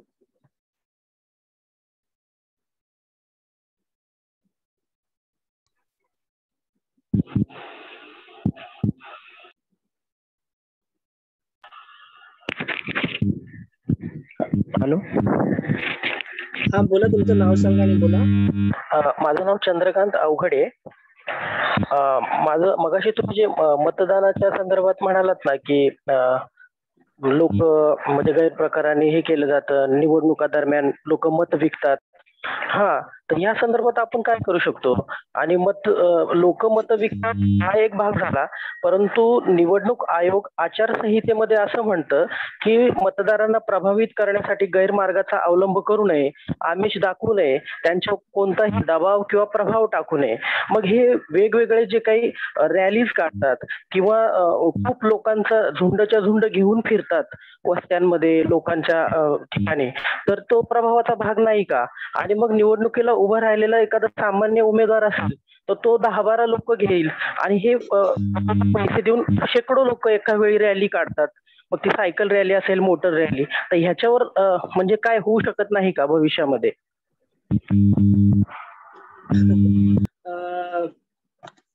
रॅली काढणं चुकीचं नाही वाटत. मी माझं मत सांगतो, आपलं वेगळं मत असू शकेल किंवा आणखी कोणी गटामधलं कोणी करू शकण्याच्या. रॅली काढणं चुकीचं मला वाटत नाही, पण पैसे देऊन रॅली काढणं, पैसे देऊन रॅलीला बोलवणं हा नक्कीच प्रभावाचा भाग आहे. म्हणजे आमिष देणं किंवा प्रभाव टाकण्याचा जो भाग आहे, तर विदाऊट पैसे न देता उत्स्फूर्तपणे आणि नियोजन पद्धतीने, विदाऊट कुठल्या प्रकारचं आमिष किंवा कुठल्या प्रकारचं साधन न देता जर रॅली होत असतील तर त्या रॅलीला विरोध असण्याचं कारण नाही. परंतु काही प्रभाव काढून जर रॅली होत असतील, म्हणजे पैसे देऊन कोणाला बोलवलं जात असेल किंवा कुठल्या आमिषांनी बोलवलं जात असेल, तर त्याचा नक्की विरोध व्हायला पाहिजे. आपल्याकडे इलेक्शन कमिशन हे स्वायत्त आहे, पण स्वायत्त असलं तरी ते स्वायत्तच्या रीतीने ते वागू शकत नाही, कारण त्या परिस्थितीमध्ये असलेल्या सरकारचा त्याच्यावरती असलेला प्रभाव. तर इलेक्शन कमिशनला स्वायत्त वागवण्यासाठी लोकांनी इलेक्शन कमिशन बरोबर उभं राहणं, आणि त्याचा परिणाम असा होऊ शकतो की इलेक्शन कमिशन काही चांगले निर्णय, काही चांगल्या भूमिका घेतील की जेणेकरून जे कोणी असे काही वागत आहेत की त्यांच्यावरती अंकुश लावण्याचा प्रयत्न करतील. परंतु आताच्या ज्या काही निवडणुका तुम्ही बघितल्या गेल्या, तर खूप साऱ्या इलेक्शन कमिशनच्या ज्या अटी आहेत त्या भंग होणाऱ्या घटना घडल्या, पण त्याच्यावरती इलेक्शन कमिशनने ऍक्शन घेतलेली नाही. कारण इलेक्शन कमिशन स्वायत्त जरी असली तरी त्याच्यावरती केंद्राचा असलेला प्रभाव हा त्याला सगळ्यात मोठा कारणीभूत. पण जिकडे इलेक्शन कमिशन सोबत लोक उभी राहिली तर त्याच्यावरती नक्कीच इलेक्शन कमिशन हे स्वतंत्रपणे निर्णय घेऊ शकते. काही काळासाठी न्यायव्यवस्थेवरती देखील सरकारचा प्रभाव होता आणि त्या प्रकारचे निर्णय येत होते. परंतु काही काळानंतर जेव्हा लोकांनी न्यायव्यवस्थेच्या बाजूने भूमिका घ्यायला लागलेलं होतं आणि न्यायव्यवस्था देखील निर्णय दिल्यानंतर त्याचं स्वागत करायला लागले, त्यानंतर न्यायव्यवस्था आता तुम्ही 3-4 महिन्यापासून बघाल, ह्या सेकंड लॉकडाऊनच्या नंतर खूप सकारात्मक निर्णय आता बाहेर येत आहेत न्यायव्यवस्थेकडून. तर लोकांनी अधिक मजबूत होणं आणि लोकांनी मजबूत होऊन ह्या ज्या काही स्वायत्त संस्था आहेत त्याच्या बाजूने उभं राहणं की जेणेकरून सरकारवर त्याचा पॉझिटिव्हली प्रेशर पडेल, तर ते ह्या गोष्टी घडू शकतात. नाहीतर एखादा ऑफिसर येऊन दबंगगिरी करून तसं सगळ्या गोष्टी शक्य नाही. आणि ते जरी झालं तरी ते काही काळापुरतं, काही मर्यादेपुरतं, आणि पुन्हा नंतर ज्या काही गोष्टी जोपर्यंत इकडची तळागाळातली जनता नागरिक म्हणून पुढे येत नाहीये तोपर्यंत ह्या सगळ्या गोष्टीला तसं असं का जादूची कांडीसारखं उत्तर नाही. हे आपण म्हणाला तसं ही गोष्ट आपण ही बाब जी आहे मी रॅलीची म्हटलो रॅलीला विरोध असं करण्याचं कारण असं आहे सर की निवडणूक म्हणजे असं म्हटलं जातं ना की मतदारांवर प्रभाव नाही टाकला पाहिजे. मग तर सगळे बघा कुणी किती उमेदवार असला तर तो सामान्य उमेदवार किती खर्च करू शकतो किती लोकांना आणू शकतो. मग हे प्रभावाचाच भाग आहे हा. ही बाब जर आम्ही निवडणूक आयोगाच्या लक्षात आणून दिली तर पुढे होऊ शकतं ना भविष्यात काय ते. रॅली निघाल्या पाहिजे प्रभावाखाली रॅली निघाल्या नाही पाहिजे अशा प्रकारची भूमिका घ्यायला पाहिजे मला असं वाटतं. नाही त्याला काहीतरी नियंत्रण तरी असावं ना. एक बाबा 10 गाड्या 20 गाड्या असं काहीतरी ठेवा ना. शेकडो गाड्या आणि सगळं हे बंद करणं लोकांची गैरसोय करणं हे कितपत योग्य आहे ना. निवडणुकीवर किती खर्च करायचा ह्याचंही बंधन आहे ना. ते बंधन त्यासाठीच आहे. त्यामुळे त्याच्या अधिकाऱ्याला तुम्ही जे म्हणताय तसं करायला काहीच हरकत नाही. तशी भूमिका ठेवायला पण काहीच हरकत नाही. प्रतीक थोरात यांनी प्रश्न विचारलेला आहे केशवानंद भारती खट्टरला आणि उद्देशिकाचा संबंध.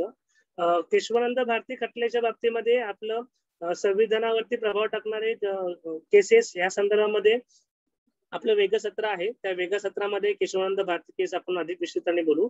परंतु जे मगाशी स्टार्टिंगला म्हटलं केशवानंद भारती खटल्यामध्ये उद्देशिका संविधानाचा भाग आहे का हा एक प्रश्न त्यातून सॉल्व्ह झाला. तर उद्देशिका संविधानाचा भाग आहे. नंतर उद्देशिकामध्ये संविधानाचा भाग असेल तर त्यात अमेंडमेंट होऊ शकते का. तर केशवानंद भारतीमध्ये उद्देशिका संविधानाचा भाग आहे आणि त्याच्यामध्ये अमेंडमेंट होऊ शकते असं केशवानंद भारतीमध्ये सांगितलं. आणि तिसरं महत्वाचा भाग सांगितलं की जे मूलभूत ढाचा हा जो काही मुद्दा आहे की कुठले सरकार संविधान कशाही पद्धतीने बदलू शकत नाही. जो काही मूलभूत ढाचा आहे तो मूलभूत ढाचा सुरक्षित ठेवून त्याच्यामध्ये बदल करायचे असेल तर पुढे जाणारे बदल करू शकतात. मूलभूत ढाच्याला विस्कळू शकेल अशा प्रकारचे बदल करू शकणार नाहीत. अशा प्रकारचं मूलभूत ढाच्याच्या संदर्भातलं मत देखील त्या केशवानंद भारतीमध्ये सांगितलं. आणि शेवटचं की मूलभूत ढाचा हा प्रिअम्बल मधल्या काही मूल्यांच्या संदर्भ हा मूलभूत ढाच्याशी जोडण्याचं काम या केशवानंद भारती खटल्यामध्ये केलेलं आहे. तर हे महत्वाचे मुद्दे मी सांगितले. केशवानंद भारती या खटला हा प्रॉपर्टीचा अधिकार जो आपल्याकडे मूलभूत अधिकार म्हणून होता तो काढण्यात आला. त्याच्यानुसार नंतर केस झालेली आहे आणि ती केसचं नंतर निर्णय लागला. तर ही केस आपण त्यावेळी सुप्रीम कोर्टाचे वेगवेगळ्या केसेस आणि संविधानाचे संबंध हे करत असताना अधिक समजून घेऊ. सर एक मुद्दा मांडायचा होता की साम्यवाद आणि समाजवाद याच्या संबंधी डॉक्टर बाबासाहेब आंबेडकर यांची जी मतं आहेत ही खूप म्हणजे खूप त्याच्याकडे लिटरेचर उपलब्ध आहे. ते जर का आपण बघितलं आणि मी एका ठिकाणी संदर्भ सुद्धा असा वाचला की ऍक्च्युली ज्या वेळेला दुसरा मसुदा मांडण्यात आलेला होता त्यावेळेला हे जे दोन मुद्दे आहेत धर्मनिरपेक्ष आणि समाजवाद हे जे नंतर उद्देशिकेमध्ये टाकण्यात आले ते तसे टाकावे असं आणलं होतं. परंतु डॉक्टर बाबासाहेब आंबेडकर यांनी त्याला विरोध केला होता. आणि विरोध याकरता केला होता की कुठली विचारसरणी या देशाने मांडावी किंवा घ्यावी याचं स्वातंत्र्य या देशाला असावं असं त्यांचं म्हणणं होतं. असं एक स्टेटमेंट आहे म्हणजे एस्पेशली समाजवाद या शब्दाच्या संदर्भामध्ये. तर आपल्याला असं वाटत नाही का की म्हणजे हे जे नंतर सुरुवातीला जे उद्देशिका आपलं म्हणणं अगदी बरोबर आहे की धर्मनिरपेक्ष आणि आर्टिकल नंबर 25 बाबासाहेबांचं हे म्हणणं होतं की आर्टिकल नंबर 25 जे आहे ते 25 तुम्हाला धर्म स्वातंत्र्य पूर्ण देत आहे. ते पूर्ण देत असल्या कारणामुळे तिथे धर्मनिरपेक्ष शब्दाची आवश्यकता नाही असं सुद्धा माझ्या वाचण्यात आलं. तर ते बरोबर आहे का. हो बाबासाहेबांनी त्याच वेळेला हा पण मुद्दा मांडला होता की जो मी म्हटलं गेलं की डिरेक्टिव्ह प्रिन्सिपल मधल्या ज्या काही तरतुदी आहेत त्या समाजवादाकडे नेणाऱ्या आहेत. परंतु बाबासाहेबांनी तेव्हा विरोध केला म्हणून ते नंतर नसायला पाहिजे अशा प्रकारची भूमिका आपण काही घेऊ शकत नाही. उलट ते आल्यानंतर म्हणजे मला तरी माझ्यासारख्या कार्यकर्त्याला की त्या शब्दाचा अधिक फायदा झाला. कारण त्या शब्दामुळे धर्मनिरपेक्षतेवरती बोलता येत आहे. त्या शब्दामुळे समाजवादावरती नीट बोलता येते. त्या शब्दामुळे समाजवादी राज्य व्यवस्था असली पाहिजे. समाजवादी विचारसरणी प्रणाली असायला पाहिजे नसायला पाहिजे हा भाग मुद्दा वेगळा. पण समाजवादी राज्य व्यवस्था असली पाहिजे आणि समाजवादी राज्य व्यवस्थेमध्ये सरकारने वंचिताचं दुर्लक्षितांचा पण देखील विचार करायला पाहिजे आणि पायाभूत सुविधांचा अधिक लोकांना सुविधा मिळायला पाहिजेत. अशा प्रकारची आपण आर्ग्युमेंट करता येते, अशा प्रकारचं म्हणणं मांडता येते आणि त्यानुसार सरकार जे काही वागतं आहे त्याला आपण एक काउंटर म्हणून करता येत आहे. त्यामुळे मला तरी ते शब्द आल्याने मला माझं वैयक्तिक असं मत आहे की त्याला मला खूप आधार झालेला आहे की मी जेणेकरून त्या शब्दाच्या आधारे अधिक ठिकाणी धर्मनिरपेक्षावरती बोलता येते, अधिक ठिकाणी समाजवादावरती बोलता येते. नाहीतर उद्देशिकेवर बोलताना ह्या दोन मुद्द्यांचा आपल्याला वगळून मांडणी करावी लागली असती. समजा हायपोथेटिकल आपण सिच्युएशन समजली की हे दोन शब्द नसते आणि उद्देशिकेवर बोलायचंय, तर फक्त भारताच्या स्वरूपावर बोलताना 3च गोष्टीवरती सीमित झालं असतं. सार्वभौम, लोकशाही, गणराज्य. समाजवादावर बोलणं नसतो आणि धर्मनिरपेक्षेवरती बोलणं नसतो. धर्मनिरपेक्षेवरती बोलताना पण देखील लोकांच्या धर्मस्वातंत्र्याच्या बाबतीमध्ये बोलता आलं असतं, समाजवादावरती बोलता आलं नसतं. तर किमान हे शब्द आल्यानंतर किमान त्याच्यावरती बोलता येते आणि त्या बोलतातून एकदा लोकांच्या मनामध्ये ह्या शब्दाच्या संदर्भातल्या काही गैरसमजी दूर झाल्या तर त्याच्या आधार असलेल्या ज्या काही तरतुदी आहेत फंडामेंटल राईट्स मधल्या आणि डिरेक्टिव्ह प्रिन्सिपल मधल्या, त्या समजून घेणं अधिक सोपं होत जाते, असा माझ्या प्रकारचा अनुभव आहे. आता आपण जी अर्थव्यवस्थेच्या संदर्भामध्ये आपण ज्यावेळेला बोलतो त्यावेळेला लहान मुलांना सुद्धा आपण शाळेमधनंही शिकवतो की 3 मुख्य प्रकार आहेत. एक आहे कॅपिटलिस्ट, सोशलिस्ट आणि मिक्स्ड इकॉनॉमी, हो की नाही. तर आपण मान्य करत असताना म्हणजे आपल्या देशाने जे मान्य केलं ते मिक्स्ड इकॉनॉमी आपण मान्य केलं, म्हणजे मिक्स ही संस्था असेल. सोशलिस्टकडे आपण जास्त नव्हतो, म्हणजे कारण ज्या वेळेला पंडित नेहरू प्राईम मिनिस्टर झालेत त्यावेळेला त्यांचं धोरण हे औद्योगिकरणाला प्रो होतं. तर काही कन्फ्युजन होतं का त्यावेळेला? त्यावेळेस म्हणजे सुरुवातीचा जो काळ होता त्या काळामध्ये काही कन्फ्युजन होतं का की आपण समाजवाद घ्यावा, कॅपिटलिस्ट व्हावं, किंवा मग आता दोन्ही आपल्याला होता येत नाही म्हणून आपण एक मिक्स्ड सिस्टम व्हावी असं आपल्याला वाटतं का? मला तसं वाटत नाही, म्हणजे कन्फ्युजन असेल असं मला वाटत नाही. एक तर स्वातंत्र्य चळवळीमधले जे काही ह्या संदर्भातले जे दाखले आहेत त्यातून ते असं वाटतं की इकडची जी गरीब जनता आहे, इकडची दलित जनता जी आहे त्याचा मुख्य प्रवाहामध्ये त्यांना आणलं गेलं पाहिजे आणि त्यासाठी विकासाचे प्रोग्राम राबवले गेले पाहिजे. अशा प्रकारच्या मागण्या स्वातंत्र्य चळवळीत पण दिसतात आणि त्या मागण्याच्या आधारावरती व्यवस्था असली पाहिजे की ज्या व्यवस्थेमुळे एकाचा दलित वंचित वर्ग जो आहे त्या दलित वंचित वर्गाला विकासाच्या संधी उपलब्ध होतील आणि त्यासाठी मग कुठली व्यवस्था असली पाहिजे. त्या व्यवस्थेचं मग नेहरूंनी मग मिश्रावस्था वापर केला. त्यानंतर मिश्रावस्था अर्थव्यवस्थेमुळे एक वेगळ्या प्रकारचं चैतन्य आपल्याकडे आलेलं आहे, वेगळ्या प्रकारच्या सुविधा आपल्याकडे मिळालेल्या आहेत आणि त्या मग ते पुढे जाऊन तर 90च्या दशकामध्ये तर ते सगळंच गेलं आणि व्यवहार तो फक्त लिबरलायझेशन आणि न्यू कॅपिटलायझेशनचा सहकार झाला आणि आता तर त्यातूनच आपण पलीकडे चाललेलो आहोत आणि ह्यातून जो केंद्रबिंदू जो व्यक्ती राहिलेला आहे तो केंद्रबिंदू व्यक्ती निघून जाऊन फक्त कॅपिटल हे केंद्रबिंदू होत चाललेला आहे. व्यवस्था कुठली असली तरी केंद्रबिंदू हा व्यक्ती राहायला पाहिजे आणि तो हळूहळू तो पण जाऊन आता केंद्रबिंदू कॅपिटल होत चाललेला आहे आणि त्या दिशेकडे आपली सगळी वाटचाल होत चाललेली आहे, ती अधिक धोक्याची. हा, मग ती आपल्याला हे जागतिक याच्यामध्ये सुद्धा आता समजा आपण चीनही देश जर का घेतला तर चीन देशामध्ये कम्युनिस्ट आहेत, परंतु त्यांनी इंडस्ट्रियल रिव्हॉल्युशन खूप मोठ्या प्रमाणावरती केलं. म्हणजे एक्झॅक्टली आपल्याला एक वाद घेऊन म्हणजे समाजवाद घेऊन आपल्याला पुढे जाता येईल का? आणि चीनने सुद्धा जवळजवळ सोडल्यासारखंच आहे ना, जरी व्यवस्था त्यांची समाजवादी असली किंवा कम्युनिस्ट जरी असली, सोशलिस्ट आणि कम्युनिस्ट जरी असली तरी आता आपल्या जगामध्ये इंडस्ट्रियल रिव्हॉल्युशन सगळ्यात मोठं चीनमध्ये झालेलं दिसतं. तसं आपल्याला करता येईल का? कुठलीही व्यवस्था घेतली काय नाही घेतली, मुख्य म्हणजे माणूस केंद्रीय असायला पाहिजे आणि माणसाच्या विकासाच्या संध्या उपलब्ध व्हायला पाहिजे, हे खूप महत्वाचं. म्हणजे आपल्याकडे ब्रिटनमध्ये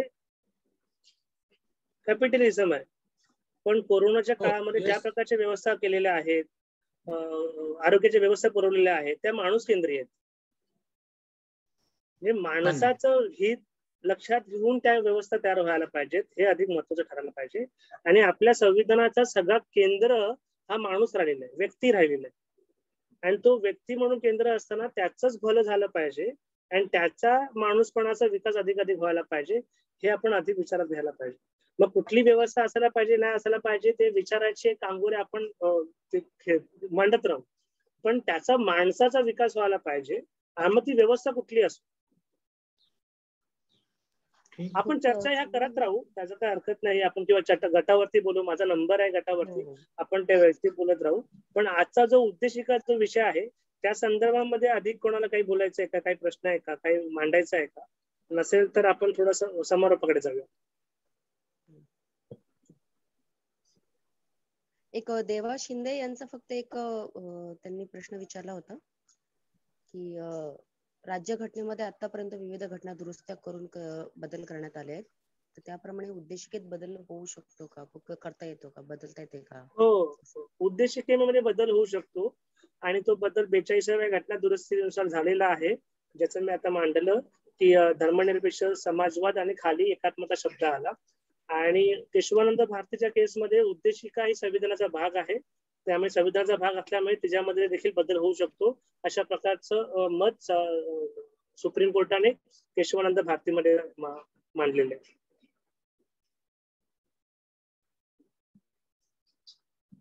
मग आपण आता इथे थांबूया आणि पुढच्या सत्राची आपण तयारी करून आपल्याला ग्रुपमध्ये आपण माहिती देऊ सगळ्यांना. आताच्या कार्यक्रमाची आपण पीपीटी शेअर करूया. कोणाला काही वाटलं तर ग्रुपमध्ये त्याने प्रश्न विचारावेत, काही माहिती असेल संविधानाबाबत ती शेअर करावी, म्हणजे त्या संदर्भात चर्चा वगैरे करता येते. आपण पुढलं सत्र आपलं मूलभूत अधिकारावरती होईल. मूलभूत अधिकारावरती भक्तिभावे 12 तारखेला म्हणजे पुढल्या रविवारी सत्र घेणार आहेत. तर मूलभूत अधिकारावरती सत्रासाठी आपण 4 वाजता पुढल्या रविवारी भेटू नक्कीच. तर तोपर्यंत तुम्हाला सगळ्यांचे खूप खूप धन्यवाद. खूप छान चर्चा झाली, खूप छान मतं मांडता आली, छान संवाद झाला. आपण गटावरती पण देखील आपले जे काही मत असतील, अनुभव असतील ते एकमेकांना शेअर करत राहू आणि त्यातून अधिक संवादी राहून एकमेकांबद्दल मूल्यांची जी समज आहे ती समज आपण वाढवण्याचा प्रयत्न. धन्यवाद. Thank you so much. थँक्यू.